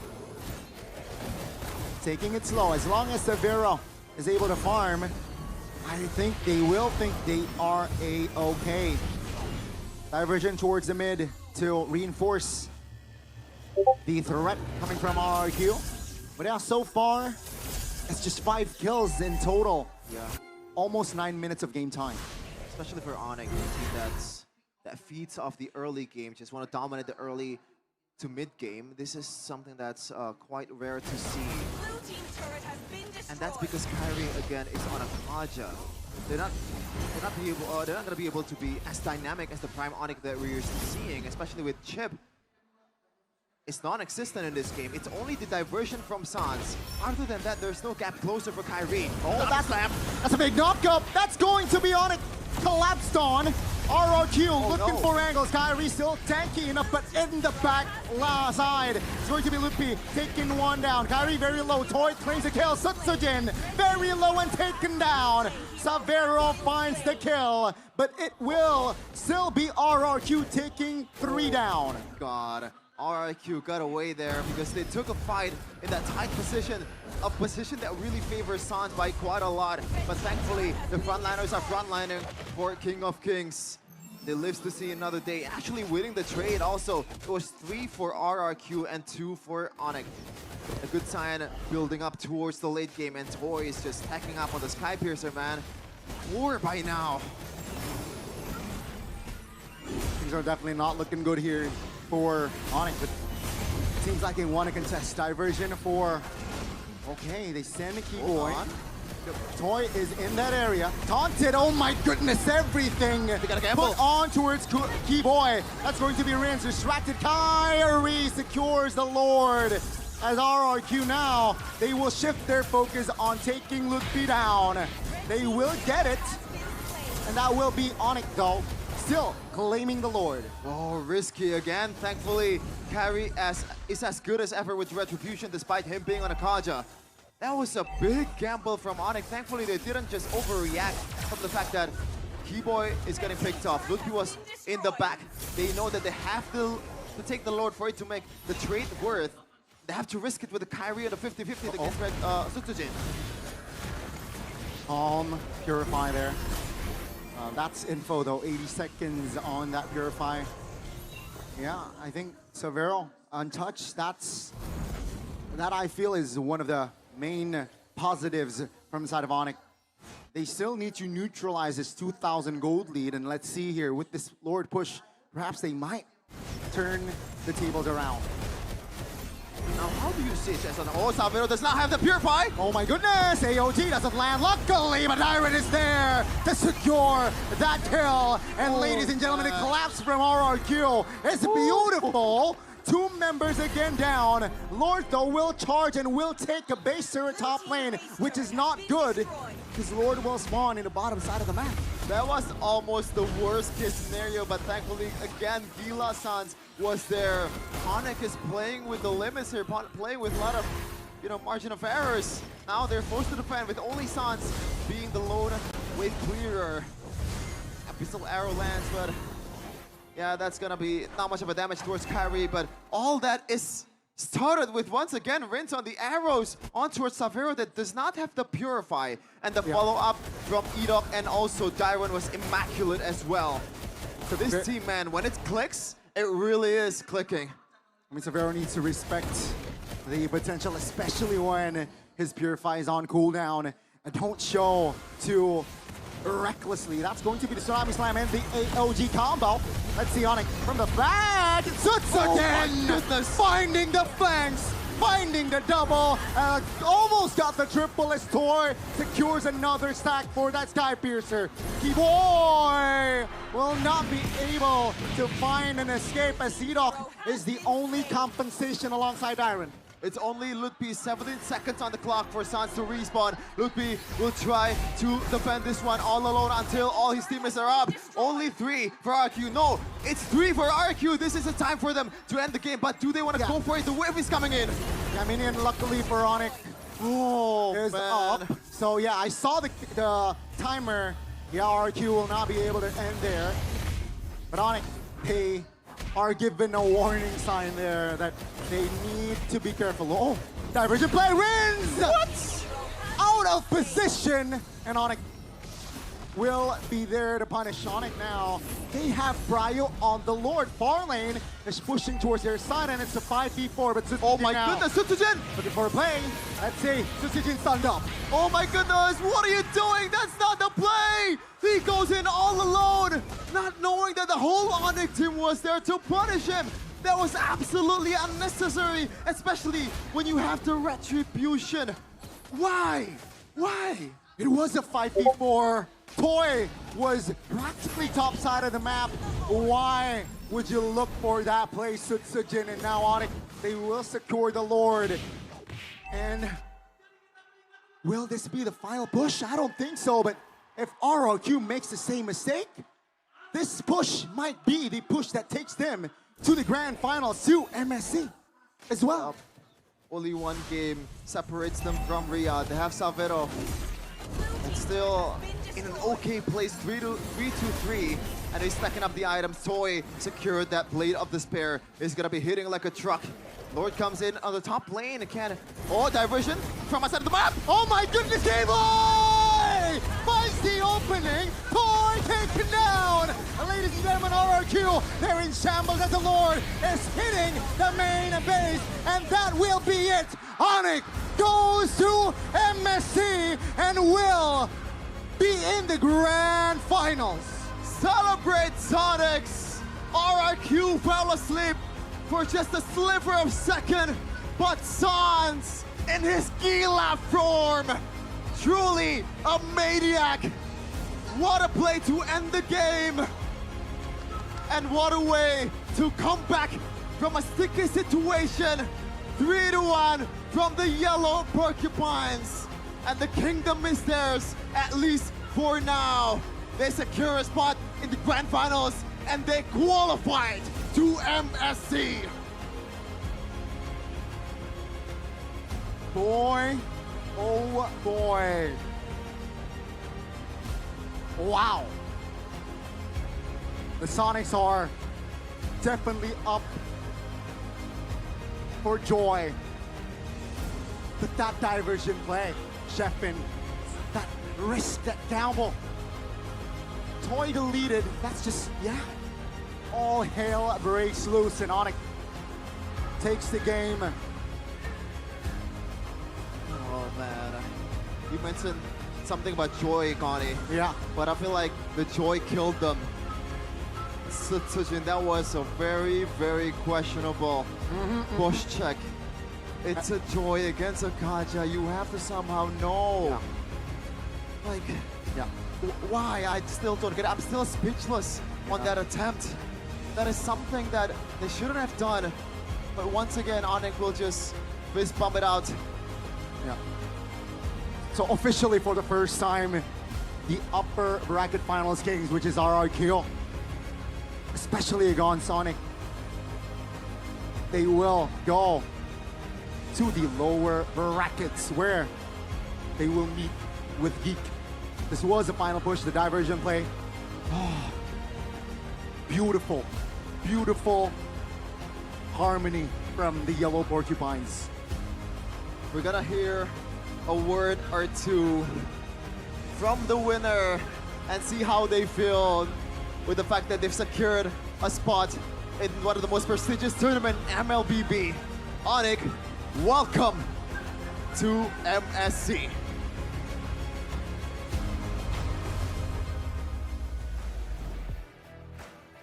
Dan final upper bracket sudah dimenangkan oleh tim Onic. Bukan hanya final upper bracket, mereka menjadi grand finalis pertama yang akan melaju untuk hari Minggu nanti dan ditambah satu slot untuk MSC at EWC. Onic, congratulations. Dan mungkin ada kata-kata untuk kemenangan hari ini? Assalamualaikum Riyadh. Balik lagi nih untuk ke Riyadh. Dan kita melihat bahwa benar-benar Onic hadir di sini di final upper bracket dan match terlihat begitu ketat. 4 game lagi kalian mainkan. Namun Bude penasaran untuk melawan RRQ. Bagaimana sih? Boleh diceritain mungkin? Dia tim ini sih lumayan kuat lah. Jago-jago. Jago-jago. Namun kalau dari Lutfi sendiri kita ngelihat kalian menggunakan Kaja Masya kombinasi kembali untuk game keempat. Apakah itu berarti sesuatu? Apakah ada maksud tertentu dari kombinasi itu? Nggak ada sih. Kita main aja. Main aja, apakah ini Ya. mode kepengen Riyadh atau gimana? Ya itu bisa jadilah. Bisa jadi, tapi penasaran. Apa yang mungkin Coach Yap katakan atau Adi katakan ketika match ini berlangsung atau sebelum match ini berlangsung? Mereka cuman pesen jangan banyak pressure, main lepas saja. Main lepas aja. Dan kalau dari Sans sendiri, Sans, ini mode Sans apa? Semuanya teriak, gila Sans, terus-terusan. Kayaknya ini benar-benar momen yang begitu mendebarkan momennya Sans, prime-nya Onic kah? Oh, nggak tahu sih prime-nya apa enggak. Yang penting yang pastinya kita lumayan konsisten di playoff ini. Oke, konsisten dengan 4 gamenya? Awalnya ya bisa dibilang konsisten. Soalnya kan di playoff beberapa kali, 3 kali kita menang sampai ke grand final kan. Jadi bisa bilang konsisten lah. Pokoknya fokus dalam kemenangan. Game 1, 2, lalu 3 sempat kepleset lagi. Memang ini di game ketiga kalian suka coba-coba atau bagaimana? Atau ada sesuatu hal yang kalian rubah setiap game ketiga? Kurang tahu sih itu Bude, emang di playoff kan kita setiap game 3-nya kalah terus kan. Cuman aku nggak tahu, nggak bisa berkata-kata sih. Tak bisa berkata, tapi kalau kemenangan hari ini, katakan sesuatu Sans tentang kemenangan hari ini dan balik lagi ke Riyadh. Ya, let's go final. Kita masih ada 1 match lagi, ya semoga lancar jaya aja. Semoga lancar jaya. Masih berfokus terhadap grand final nantinya. Tapi kalau dari Savero, King Savero. King Savero, kali ini benar-benar momentum sedang didapatkan oleh Onic. Namun lawanmu hari ini adalah The Young Blood yang namanya juga sama-sama diserukan seperti halnya dengan nama Savero. Gimana sih untuk pertarungan di babak playoff melawan Toy? Seru lah. Soalnya dia jago juga. Kompak juga lah timnya. Tadi buktinya aja agak hard game kan game semuanya. Dari hard game itu kasih tahu ke Bude gimana cara kalian untuk bisa mendapatkan game-gamenya. Mungkin lebih tenang aja sih di komunikasiin gamenya. Lebih tenang di komunikasiin game dan Savero, kasih tahu dong, suasana Onic pas playoff sama regular season beda nggak sih? Lebih seru lah sama lebih hype di playoff ya. Lebih seru dan lebih hype. Jadi dari vibes teman-teman satu tim Onic itu mereka malah lebih hype pada saat playoff. Ya, lebih hype. Bisa kasih tahu kenapa? Apa? Kenapa tuh? Emang mereka suka dengan panggung yang besar atau pengen ngangkat piala lagi atau hype-nya kasih tahu itu kenapa? Mungkin pengen bantu aku sama Lutfi angkat piala kali. Asik. Satu langkah lagi bisa angkat piala. Semakin dekat untuk Onic mengukir sejarah kembali di tempat ini. Tapi perjalanan mereka tentu nggak mulus. Langsung kita tanya aja kepada sang burung kaja. Ada Kairi. Kanya itu kaja kah? Kenapa? Kainnya kaja. Ya di Kairi kanya kaja. Kenapa di game ini muncul lagi nih? Memang akan jadi hero yang kalian gunakan dengan kombinasi ini atau bagaimana? Kaja lagi. Ya karena udah nggak pede main assassin tadi. Ini jujur atau bercanda ya? Ya bercanda. Tuh kan. Langsung pada kaget pas saya, pada ketawa di sini. Tapi kalau melihat dengan momen-momen yang ada berat juga untuk Onic, kenapa terlihat sulit untuk ngedapetin kemenangan atau snowball lawan RRQ? Ya karena RRQ jago juga. Tapi momen apa tuh yang membuat kalian kayaknya cukup kesulitan? Ada sebabnya kah? Atau ada playernya kah? Atau gameplay mereka Player kah? mungkin player idok. Idoknya? Ya idolanya Kiboy. Idolanya Kiboy. Kamu diapain sama idok Kairi? Kayak tadi doang ada momen kan si idok. Kayak momen Kiboy pas M5. Ingat Kiboy aja. Momen Kiboy dilakukan juga oleh idok. Tapi kalau dengan momen kalian tertinggal dan pada saat ini adalah lawan kalian RRQ yang konsistensinya memang kita tahu mereka begitu konsistensi. Tapi kalian menurunkan mereka ke lower bracket. Untuk Kairi, does it mean something for you to put RRQ on lower bracket? Nggak ada sih. sama kayak biasa aja, kita fokus sama tim kita. Fokus aja sama tim kalian. Tapi, what is your focus on this match? Apa fokusnya Kairi? Stealing Lord, stealing Turtle? Fokus menang. Fokus menang. Gimana tuh caranya menang di match ini? Apa ya? Gak tahu sih. Tiba-tiba menang aja gitu ya Kairi ya? Tiba-tiba iya. menang 3-1 skor, cukup puas dengan hasil ini? Ya, belum puas. Belum puas. Karena belum juara. Belum juara, masih dinantikan Sonic. Tapi kalau kata Kairi, Idok menjadi sebuah masalah. Kiboy, benerkah itu? Apa yang Kiboy rasakan di match kali ini? Apa kendala terbesar yang Kiboy rasakan untuk akhirnya bisa menjadi grand finalis pertama? Kalau kendala ya pasti dari Idok lah. Karena dia gameplay, makro, mekanik semua dia jago. Hero pool juga banyak. Idol muda gue lah.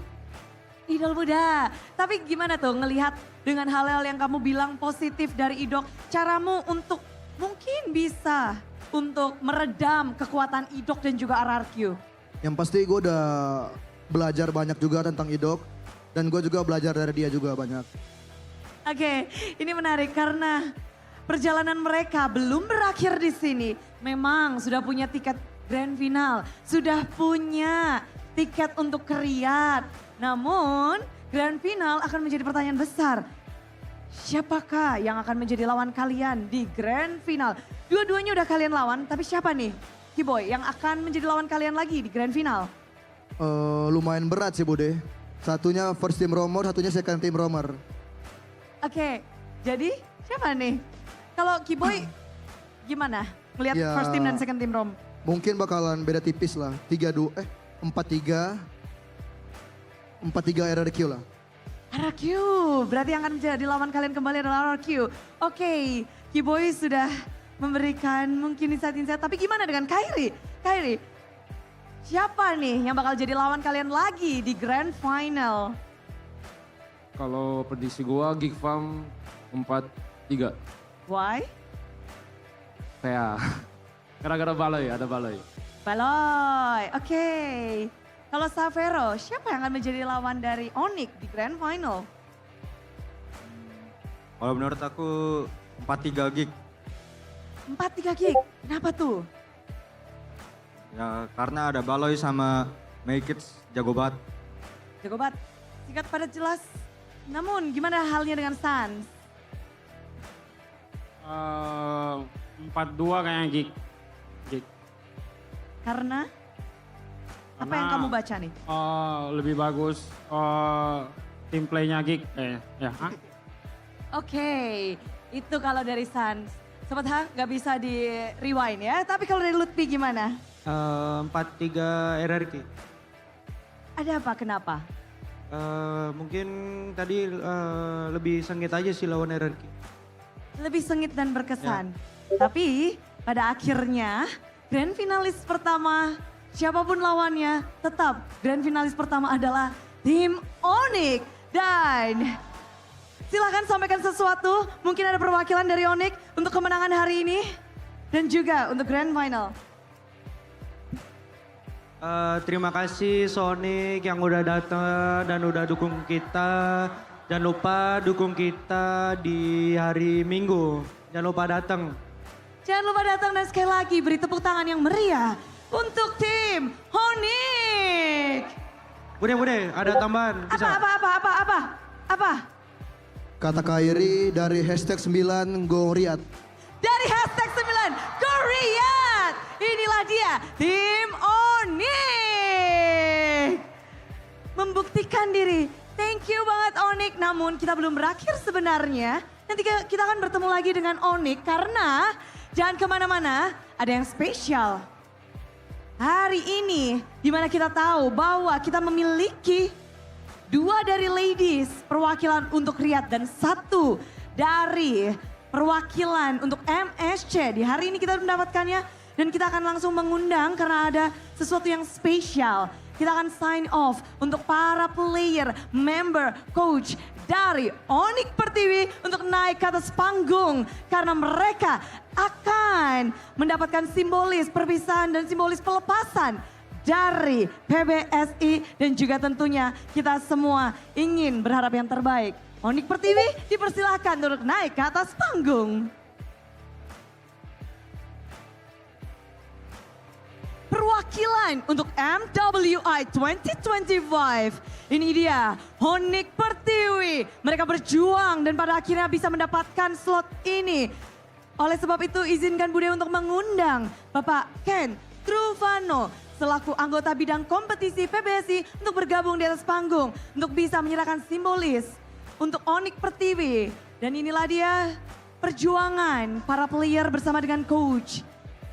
5 member. Ada Livi, Sef, Po, Karta Slim, dan juga Yipi. Semuanya berjuang. Dan ini adalah simbolis pelepasan, sign off. Yang kita berharap bahwa Onic Pertiwi bisa membuktikan diri di ajang internasional. Kita akan mengabadikan momen ini, berfoto bersama, dan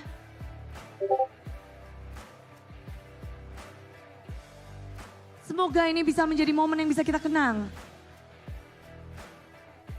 Bagi Onic Pertiwi yang akan mewakili Indonesia di ajang MWI 2025.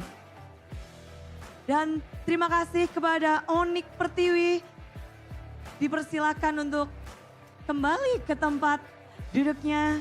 Dan untuk Bapak Ken boleh tetap di sini karena bukan hanya Onic Pertiwi, sistersnya yang keriat, namun juga Assalamualaikum Riyad dari #9 Goes to Riyad. Inilah dia, tim Onic. Sekali lagi mereka bergabung bersama kami di atas panggung. Dan dari tim Onic akan pula mendapatkan simbolis untuk perwakilan Indonesia. Bapak Ken Truvano selaku anggota bidang kompetisi PBSI akan menyerahkan simbolis bahwa kami semua mendukung tim Onic untuk berjuang terus mengharumkan nama Indonesia di ajang MSC One Game Two Champions. Kita akan abadikan momen ini bersama dengan jersey yang telah diberikan. Namun bukan hanya ini karena juga ada simbolis lainnya di MSC. Kita tahu setiap tim yang bergabung memiliki kunci. Dan kunci itu akan ditandatangani oleh para player. Mereka berhak mendapatkan kunci. Karena mereka bergabung di MSC 2025. Tanda tangan satu persatu dari para player.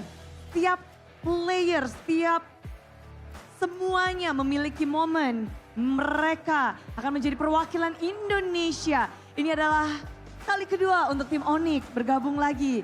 Back to Riyadh. Kalau langganan MSC, Onic memang. Namun kalau ke Riyadh ini adalah kali kedua. Mereka juga benar-benar berjuang. Musim lalu memang bukan musim yang baik, tapi musim ini mereka berdedikasi. Nyala dengan semangat juang baru. Inilah dia tim Onic dengan kunci yang mereka miliki. Kita akan abadikan momen. Ini adalah simbol partisipasi Onic kembali di ajang MSC 2025.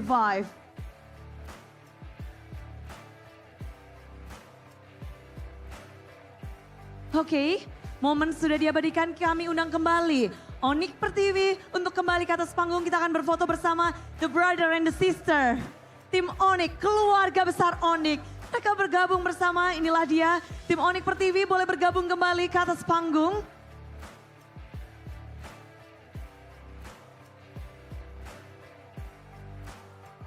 Kita sudah melihat salah satu perwakilan dari MWI, salah satu perwakilan dari MSC.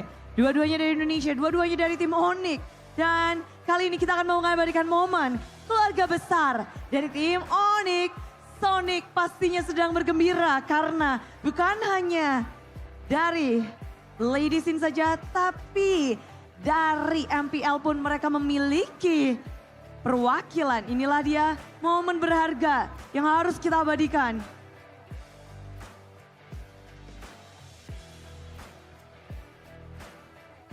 Bersama dengan Bapak Ken Truvano selaku anggota bidang kompetisi PBSI, perwakilan PBSI, Bude mengucapkan terima kasih.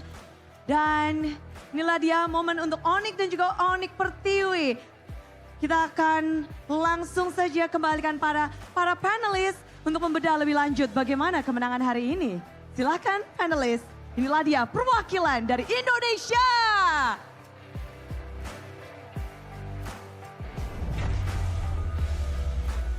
Wow, there is something. Well, hold up. Bring it. Bro, brother. Bring it in. That is brand new, by the way, ladies. Bring it in. That is brand This is brand new. Bought it. I think Get out of here. 4 hours, 5 hours before Onic made it to MSC. And by the way, Keyboy mentioned that you know, that's the words of Kyrie from #9 to MSC in Riyadh. Hey.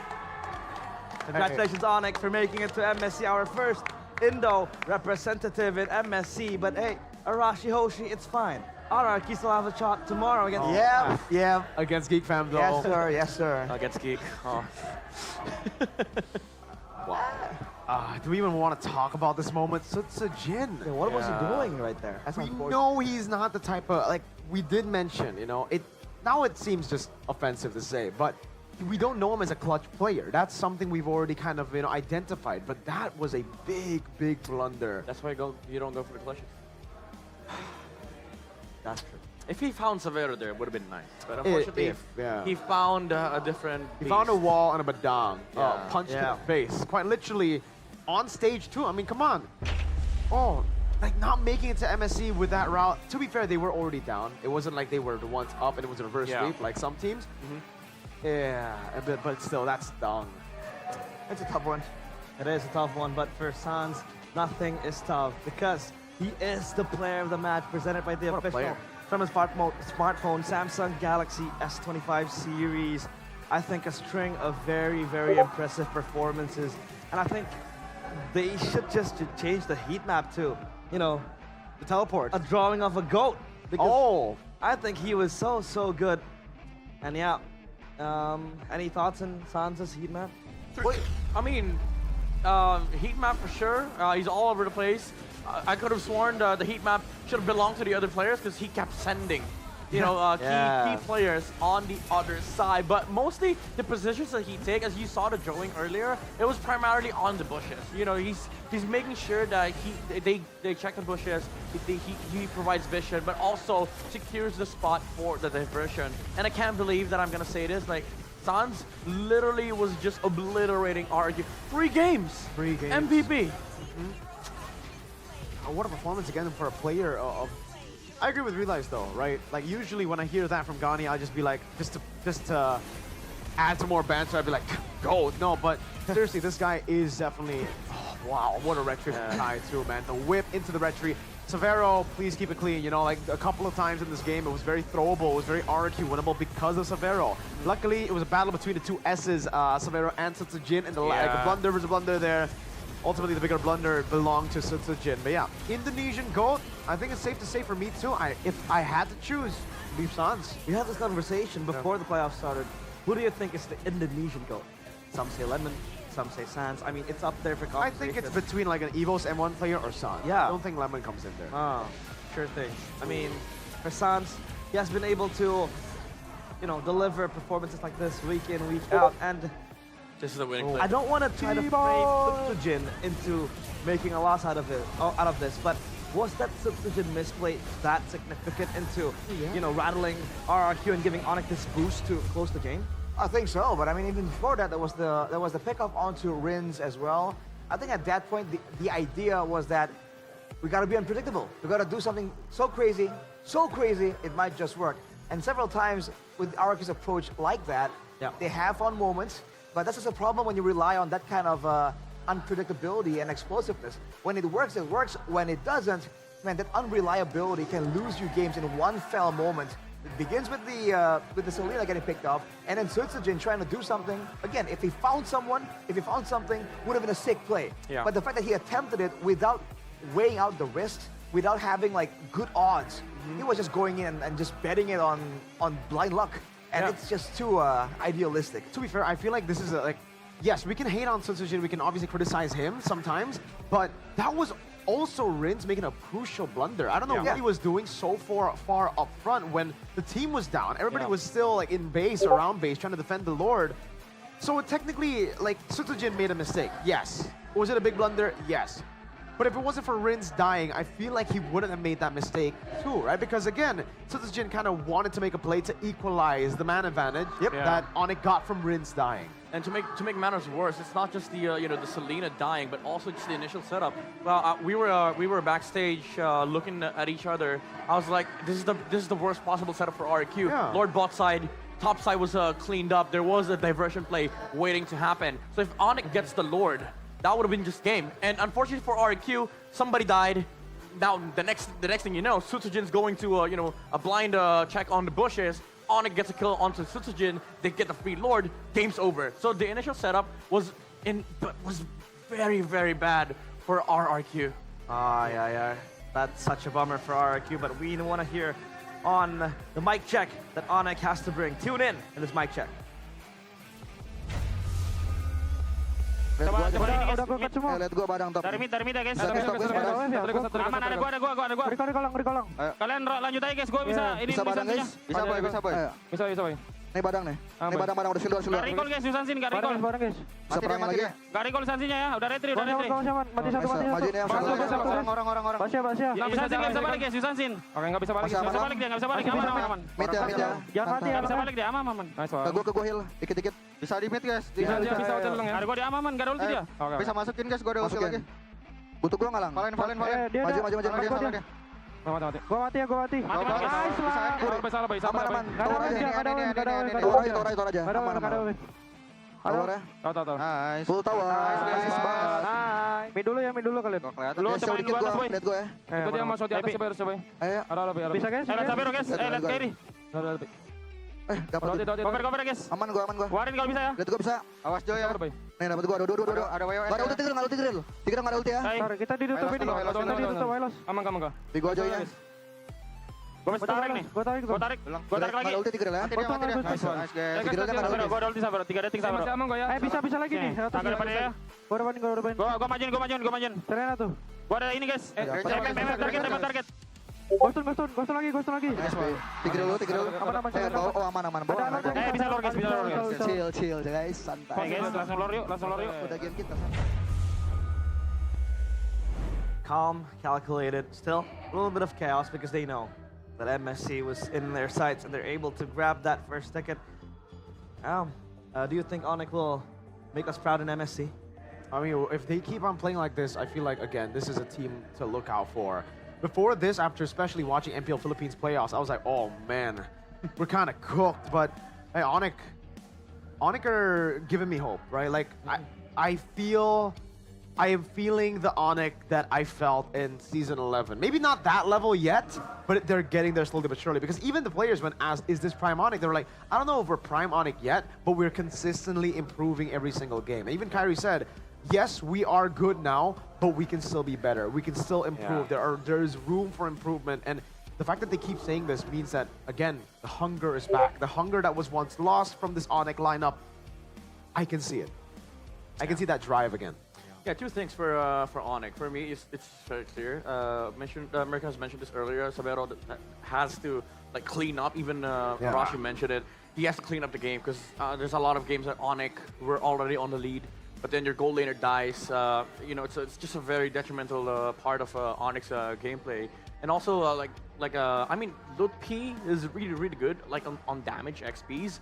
But he also has to clean up on the setters like the badans, the glue. Because honestly, I see Onyx gameplay being more versatile as the playoffs progress, even during the regular season. But come MSC, you're gonna be facing against ex-billionaires like Sanford, who are very well versed on both playstyles. Oh man. Yeah, I think at that point the issue is that you're coming in with some plays that needs to be cleaned up against teams that are already clean, where execution is not even a question anymore. It's about, at that point, it's not about tactics, it's about strategy, right? So they're playing on a different level already, a whole different field.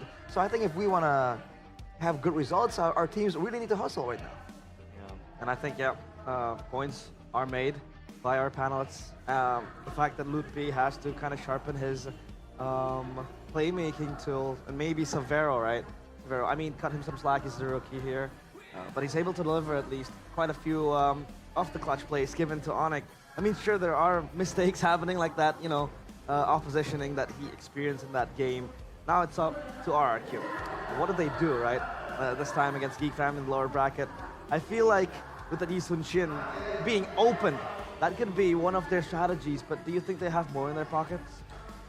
More, I think there will be some, but I feel like those might be, see, there's two possibilities. Either those, what we saw earlier, were the ones that kind of worked, right, but not the best ones, or those are the best ones and they're saving the ones that kind of worked.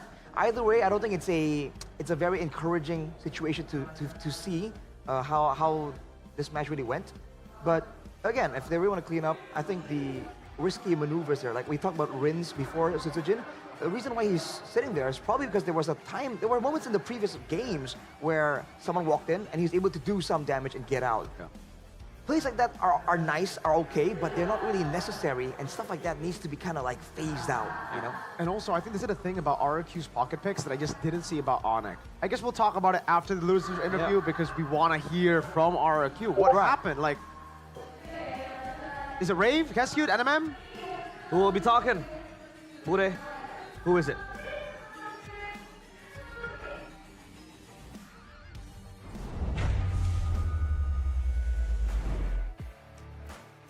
Yes, sudah ada bersama dengan Bude, ada Coach Rev dan juga kunci yang sudah dimiliki oleh Onic.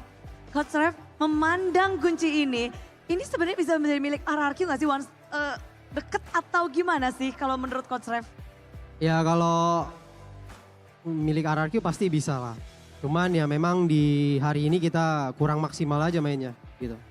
Kurang maksimal? Ya kurang maksimal. Apakah ini memang sebuah hal yang kalian gak duga bahwa mode playoff Onic semengerikan ini? Ya sebenarnya kalau dari persiapan kita pasti day by day kita pasti mempersiapkan semaksimal mungkin ya. Cuman ya mungkin di hari ini kayak banyak miss gameplay, miss move atau mungkin spiritnya kayak kurang aja sih buat jadi pemenang gitu menurut saya. Oke, berarti dari mentalitinya. Ya betul. Tapi jadi penasaran, kalau ngomongin mentality dan juga mungkin berarti harus mempersiapkan gameplay juga yang anyar untuk besok. Gimana sih untuk yang harus dibenahi, mana duluan yang harus difokuskan untuk RRQ, mentality, gameplay atau hal lainnya? Ya pertama sih menurut saya ya udah pasti mentality lah. Kalau kita mau jadi ya pemenang ataupun juara, ya kita harus ada spiritnya dulu, harus ada semangat juaranya dulu. Baru kayak gameplay kita matengin lagi, kita evaluasi lagi dari hari ini, mungkin ya itu. Tapi yang menarik juga bahwa tadi Kaja kita ngeliat bahwa Kairi bermain dengan Kaja, kombinasi Kaja Marsha, apakah itu sudah diprediksi oleh coaching staff dari RRQ? Ya sebenarnya di game terakhir ini ya, game 5, kita udah prediksi dia bakal Kaja dan Marsha. Cuman ya memang eksekusi di in-game-nya yang kurang, ya itu yang tadi saya bilang kayak kurang bersih, kurang jernih ya kayak gitu. Oke, dengan kurang bersih, kurang jernih itu jadi semuanya udah dipersiapkan. Namun apa nih yang menyebabkan permainan bisa seperti ini? Apakah karena mentalitas atau ke bawah hype atau ke bawah, aduh satu langkah bisa ngedapetin? Ya menurut saya kurang, gimana ya, kurang spiritnya aja sih. Spirit itu? Ya spirit juaranya kurang. Oke. Dan kalau ngelihat dari spirit juara, ini besok kalian harus melalui lower bracket final. Di mana ini menjadi sebuah hal yang baru di MPL Indonesia Best of 7 Final Lower Bracket. Ini baru kali pertama, sistem yang berbeda. Gimana sih untuk Coach Rev mempersiapkan diri dan melihat Lower Bracket Final yang Best of 7 ini? Ya kalau buat besok ya kita di lower bracket BO7, Best of 7. Ya kita pasti evaluasi dari hari ini. Dan ya kita juga nggak mau ngulangin kesalahan yang sama lah buat di hari ini. Ya kita lebih ekstra lagi buat besok dan buat tiket EWC juga. Karena lawan kalian esok adalah Geek Fam yang pernah mendapatkan predikat The King Slayer. Gimana untuk melihat besok Geek Fam? Ya menurut saya sama aja sih semua tim menurut saya ya sebenarnya problem kita bakal eval dari tim kita sendiri dulu gitu. Baru kayak kita ngelihat tim lain punya gameplay kayak gimana. Fokus terhadap tim sendiri dan sekarang kita harus berpisah dulu. Ada yang mungkin mau disampaikan Coach Rev? Ya paling untuk dari saya ya untuk Kingdom, thank you udah datang ke sini yang dari luar kota maupun di Jakarta, tetap support kita, tetap support RRQ Hoshi, kita bakal kasih yang terbaik buat besok guys. Thank you. RRQ akan kembali lagi untuk esok di final over bracket dan kita harus berpisah. Good luck, have fun untuk besok. Thank you, dan kita akan langsung kembalikan kepada para panelis. Monggo.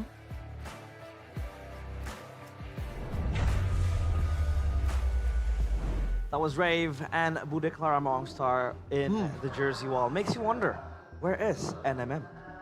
Yeah, we haven't seen him for a while now, and he's usually the I don't know, the calculator schemer behind Kescute, you know? Yeah. There's Kescute with the presence. He's the and there's partner him in crime. in the back with the notes. Death Note. Speaking of notes, Whoa, though. whoa, Oh, hey, man. Hold up, Might pull a light Yagami on us, Mr. NMM. Maybe that's why he's not showing himself on Yeah, Midnight, camera. what do you know about that, about light Yagami? I don't know. That's why Light is Light, right? Like Mr. Light from BTR. Chahyo? His name is Light because of Light Yagami. Because of Light Yagami. I see. But How similar, Midnight? What? huh? Sorry? No. How similar? How similar is what? Light and light? Light and Light, or No, NMM very different. No, very different. We'll take a look at the playoffs bracket now. After 3 grueling days, we have entered the last 2 days, tomorrow and the next day, for the lower bracket finals and the grand finals, with Onic beating RRQ 3-1. RRQ will face Geek Fam in the lower bracket finals. Quick predictions, Arashi. Oh, before that, Miracle, you want to raise a point? No, I think predictions first. Okay. 4-2 RRQ. 4-2 RRQ. Midnight. Geek Fam 4-1. Ooh, 4-1! 4-1! Okay, explain. Yeah. I think. Is it the drive? I think what they said about the drive and also like Geek just having superior gameplay over RRQ. Oh, okay. I think that was what San said. San said that too, yeah.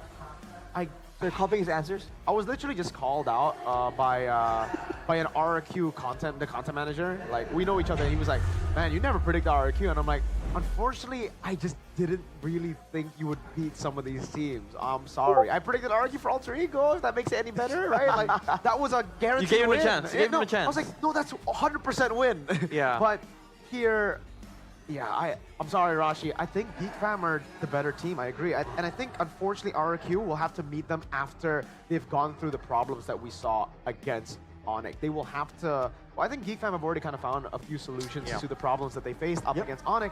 And RRQ, now they have too many problems. Now, this segues into the point that I was going to make about the pocket picks for RRQ. You guys can catch the match, RRQ vs Geek Fam. Match 7, lower bracket final, second and final ticket to MSC at EWC.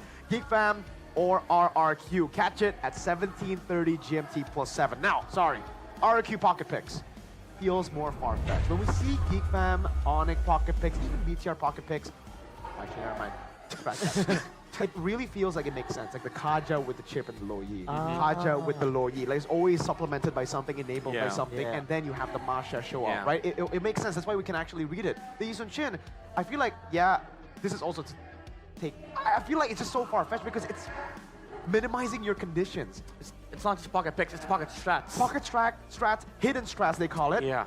And I think it should stay hidden for these kind of matches. Unfortunately, it is way too far-fetched for it to work up against the highest level of play. That's true. Like there's a certain level of execution that you have to accept in scrims before you put it in the playoffs. It's not pocket, it's cheese. It's cheese, yeah. You're right. It's more you're cheese, right. exactly. That's true. Before that, I want to look at the pocket picks and the cheese picks at MSC and MW 2025 at EWC, starting the 10th of July 2025 to the 2nd of August 2025, only in Riyadh, Saudi Arabia. We We saw, by the way, 3 Onic teams making it to Riyadh. I'm gonna throw Onic something back at you, bro. PH, Onic ID. I'm gonna throw something like Onic ID, and Onic Pertiwi, all there. Flexing right in And I front of think, RRQ. you know, for the fans at home, if they want to try to watch MSC 2025, the playoff tickets are on sale right now. You can catch it on webook.com. And just buy the tickets to watch the world's best and Onic clash in Riyadh. Go ahead, check it out.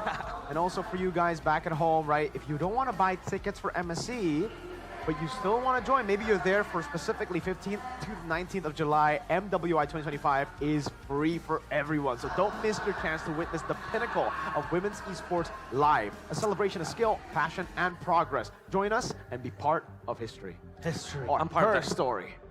Wow. That's so good. I'm part of that, by the way. Yeah, thank you. All right. Yeah, I am. Nice. Interesting. You don't know? Wow. Maybe let's have it stay that way. Aside from that, we also have Prepare something yourselves. going on. I think, aren't you gonna cast this one, Midnight? This is the Samsung MCS. MLBB Campus Series. Yeah, I'm in charge of the Filipino broadcast. Haven't locked in yet, so, you know, fingers crossed. Oh, But, okay. yeah, that is going to be interesting because we have a lot of collegiate players Hopefully playing we get the in that tournament. Yeah. Hopefully we get this. Oh, this is the one we're going to be casting too, I think, Rashi. Potentially, yeah. Is this where we're able to scout the players? Potentially. Yeah, It's a scout Campus players. Series, right? Again, MCS, man, this is a really good thing, right? To have another layer when it comes to amateur play. Yeah. Be able Yeah. to scout newer players again. So I love it. It's always the MLB scene keeps on growing. Let me just say, our teams, even in collegiate level, freaking scary. I've seen that tournament. I Was it hope- The UAAP, dude. Yeah, UAAP, that one. One of the teams there beat our UAAP champions.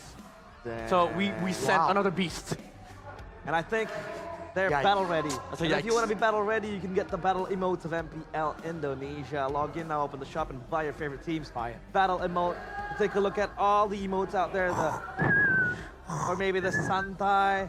Or maybe the Pusapu. You know what that means? Pusapu. Yeah. You know what it means? I don't know. Sapu. I don't know, I Like just like the sound.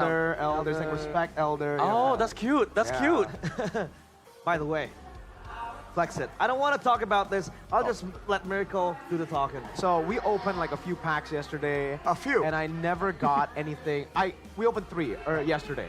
And I was like, this is rigged. Like they for sure put like the bad cards in because I only got Luke's, and then the Lukes were not even tier A. It was like tier B Lukes. And I'm okay. like, all right, whatever. Okay. And then today I'm like, all right, you know what? Let's see if it's actually a scam.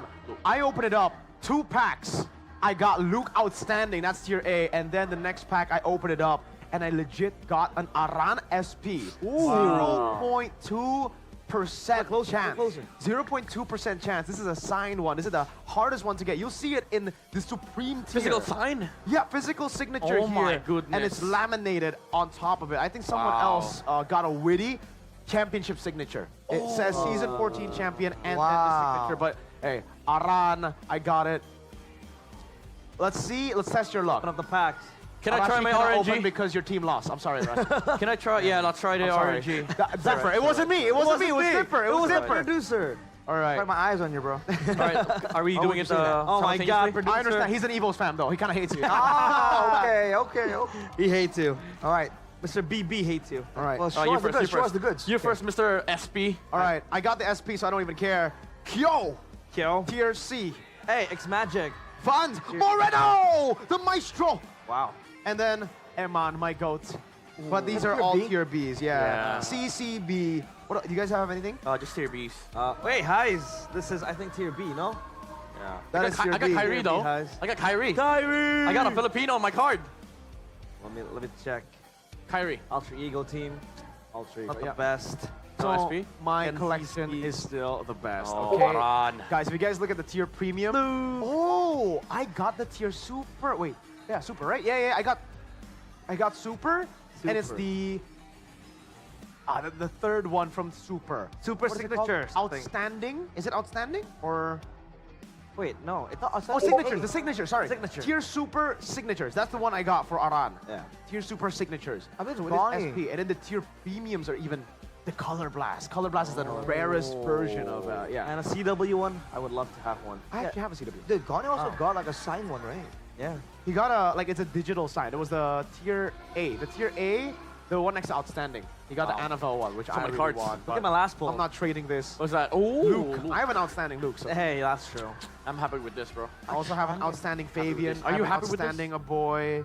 I got a billion Emons. I'm gonna remind Arashi of this every day. Or maybe just give him the Sans. Divine Judgment, brother. And by the way, the whoa. International Velodrome, Jakarta International Velodrome, excuse me, we also have an audience member opening up the packs. Let's see if Lady Luck is on her side. If she gets an SP, it's rigged. Hey, cars. Vroom, vroom. Oh, okay, Reggie. He was in the playoffs. Oh my lord. Every single time. Oh! Best team in the world! Eliminated! Oh! Tier A, outstanding Fabian, outstanding! That is beautiful. One more? Oh, okay. Way He was in the low. playoffs. He was in the playoffs. Let's go. Damn. Tier A. Outstanding. She got a tier A. Oh, shout out to her. Fabian. That's not as good as my SP, by the way. I'm sorry, lady. I got you beat with my SP around signature. He won't like, he'll keep flexing this for a good like 2 weeks, Unless and you have then Color Blast. afterwards we'll understand. Unless you have Color Blast, you ain't on my level. I think I'll try to buy those packs to get the Color Blast one. You can get How many packs of packs? 12. You might need to get like 5 packs to get one Color Blast. I'll get Maybe 10 10 packs, Maybe 10, yeah. Maybe 10. I got extremely lucky with this one. This is 0.2% 2 packs, brother. 2 packs. Crazy. Imagine if they created a digital one. What more? I don't know. I like the physical ones better because like you can keep in and then you can also hard flex. Like if you're Mirko and then you have the run card, you can just do this. Or maybe you can just put it Talk about the card. Talk about the card. in the back of your phone. Oh. No, I'm gonna get a card sleeve. I'm treasuring this. I'm not putting it on the back of my phone. Yeah, the card jackets. I need to keep these. And maybe after you're done playing cards, you're kind of hungry, you wanna buy those Mercon Merah Putih rice bowls because it is a quick, tasty Indonesian meal, ready to eat straight away, or even better, you can heat it up for 3 minutes for next level deliciousness. By the way, I had this earlier on the festival. I went for the Marksman Bowl, which is daging mercon, which means spicy meat. Yeah. And it was so delicious. I love spicy food. So I went for the tank bowl, and he went for the assassin bowl. No, I went for the fighter bowl. Fire bowl. Fighter bowl. Oh, fighter. Is What do you there- like it? How good is it? I loved it. It's got that rangdang. Yeah. Rangdang. He told me he was gonna get me a lot of like those food because I really love Indonesian food. I'll be waiting for. We'll get for the more. Coast We'll Bowl. get more after Yes, sir. playoffs. For Yeah. sure. It will be, but playoffs are still on the run and the tickets are still out, so you can buy them now because they're available through the GoPay app or the official MPLID website. And you can also get free diamonds on your purchase of the playoffs tickets. Tickets? Anyone? Technically, we don't need them because Yeah. we're gonna work I anyway. mean, I need him. Yeah, tomorrow we have already secured his ticket, so it's fine. Even though he's not gonna be. Actually, we don't reveal that. Maybe he is. Who knows? You know? I don't know. Maybe it'll be the producer tomorrow. Mr. Bob, Mr. Man, maybe. Ball man. You'll slither out of nowhere, RKO somebody. Oh yeah, maybe. From out of nowhere, Kyrie gets RK. Dude, alright. Oh, Come on, invite me. Arashi needs a support system. Exactly. But I'll invite you If to. RQ lose tomorrow, we just need Midnight to walk in and be like, I got you, bro. Come on, I brother. got you. That's okay. You know, like, Nah, it's like hug it out. hack, get in there. Brother, I lost a 3-0 lead. Don't worry. Brother, my team lost a 2-0 lead to They banned- Alter Ego. They banned Badang. with And 1-1. imagine the fans out in the MPLID festival watching together and they have to cry together. That's all fine because at least they're together in the festival. And and by the way, this is by the words of Mr. Producer, bigger troopers can still come to the MPLID festival. Well, we have one right here. Yeah. Onic, right? Yeah. Let's go. Big fam, RQ, let's go. Woo! Best team, no. BT are best team in the world. You see that meet and greet, there's a reason they put Bigatron there. They're the best team in the world. They're just, we're not in the world level. Hey. Yeah, season 16 will be world, remember? So, They fast. See, we keep those strats hidden, Arashi. We don't pull out the Eastern Shin, we pull out the brats. Oh, that was Dino. just a to smear off your strategies, huh? Yeah, hide him till till you get to play him. I think he'll be hiding it till MLBB 2. for mlbb 3. That's harsh. Gotta wait for that We sequel, went from Arashi now to roasting back the What Pikachu- color Pikachu is troopers. your SP? Come Shut on. up, you guys. I thought you were gonna say what color is your Sorry, what? president? Sorry, what? Sorry, what? I can't hear that over 5 M series trophies. Hey, it's okay. Hey, what? I can't do that over the signature of Aran. This is unfair. I can't hear that over 5 trophies. This guy's unfair. Okay, so that wraps up our day here. We have better crowd. Better crowd. They're better players. More people. You still are better players. Hey, if they want to get rich, they come here. Whoa! Come on! So you're saying you're rich. You admitted that on broadcast. We're all rich. Hey! We're all rich. Huge shout out to Wolf. Yeah, but it has been Babayero. realized. Miracle, Arashi, Midnight. I'm kidding. Midnight, Arashi. Bro. How does it feel, Midnight, being in the panel? Feels nice. I wish to be back. Nice having you, man. Thank you. Nice having you. Hopefully 2 years, tomorrow bro. again. Nice having you around. Hopefully tomorrow you'll still be back. Who knows? You know, we'll have Mrs. Talent Manager to just pull you in to the panel. Or maybe if she won't, I'll pull I you just in. call you live on broadcast. Like, hello, Midnight. Hello. But that is it for us for today. Don't forget to enjoy the action tomorrow. It's RRQ against Geek Fam in the lower bracket final. MPLID Season 15. We own this. We're still doing that. I love it. We have to do it because we own this. Gila We Sans. own this. We own this. Gila Sans.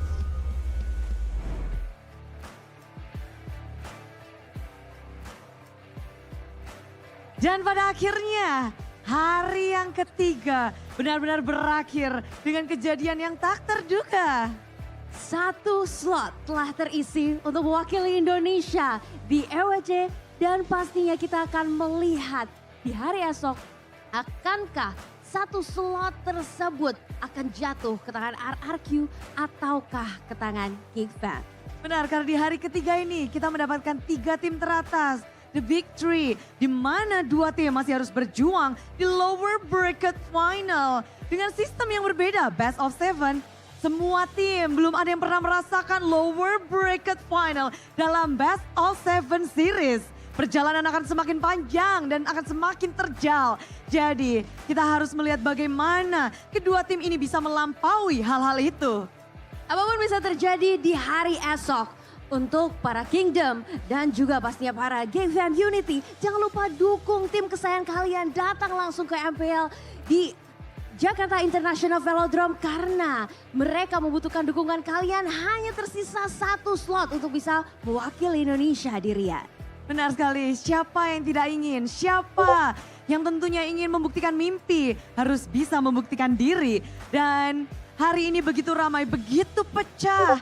Tentu saja Budi ingin mengucapkan banyak-banyak terima kasih kepada semua super fans yang hadir di sini dan juga yang ada di rumah yang menonton dimanapun kalian berada, yang lagi nobar-nobar bareng dan khususnya dukungan dari para sponsor dan partner. Karena MPL Indonesia Season 15 powered by Menonton, supported by PBSI, presented by official turnamen smartphone Samsung Galaxy, official e-wallet GoPay, official sponsor Head and Shoulder, official coffee partner Good Day.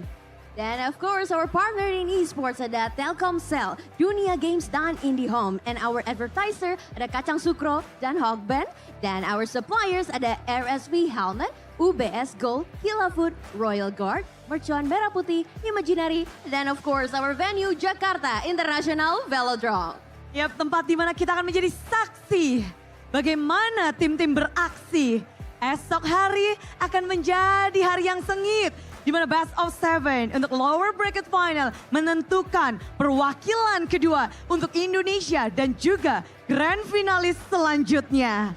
Dan pastikan dukung terus dan datang langsung. Dan pastinya Lisa yang mengucapkan terima kasih. Dan Bude, kita juga harus benar-benar mendukung semua tim. Bude Clara ingin mengucapkan selamat malam, selamat beristirahat, dan sampai jumpa di final lower bracket MPL Indonesia Season 15. We own this!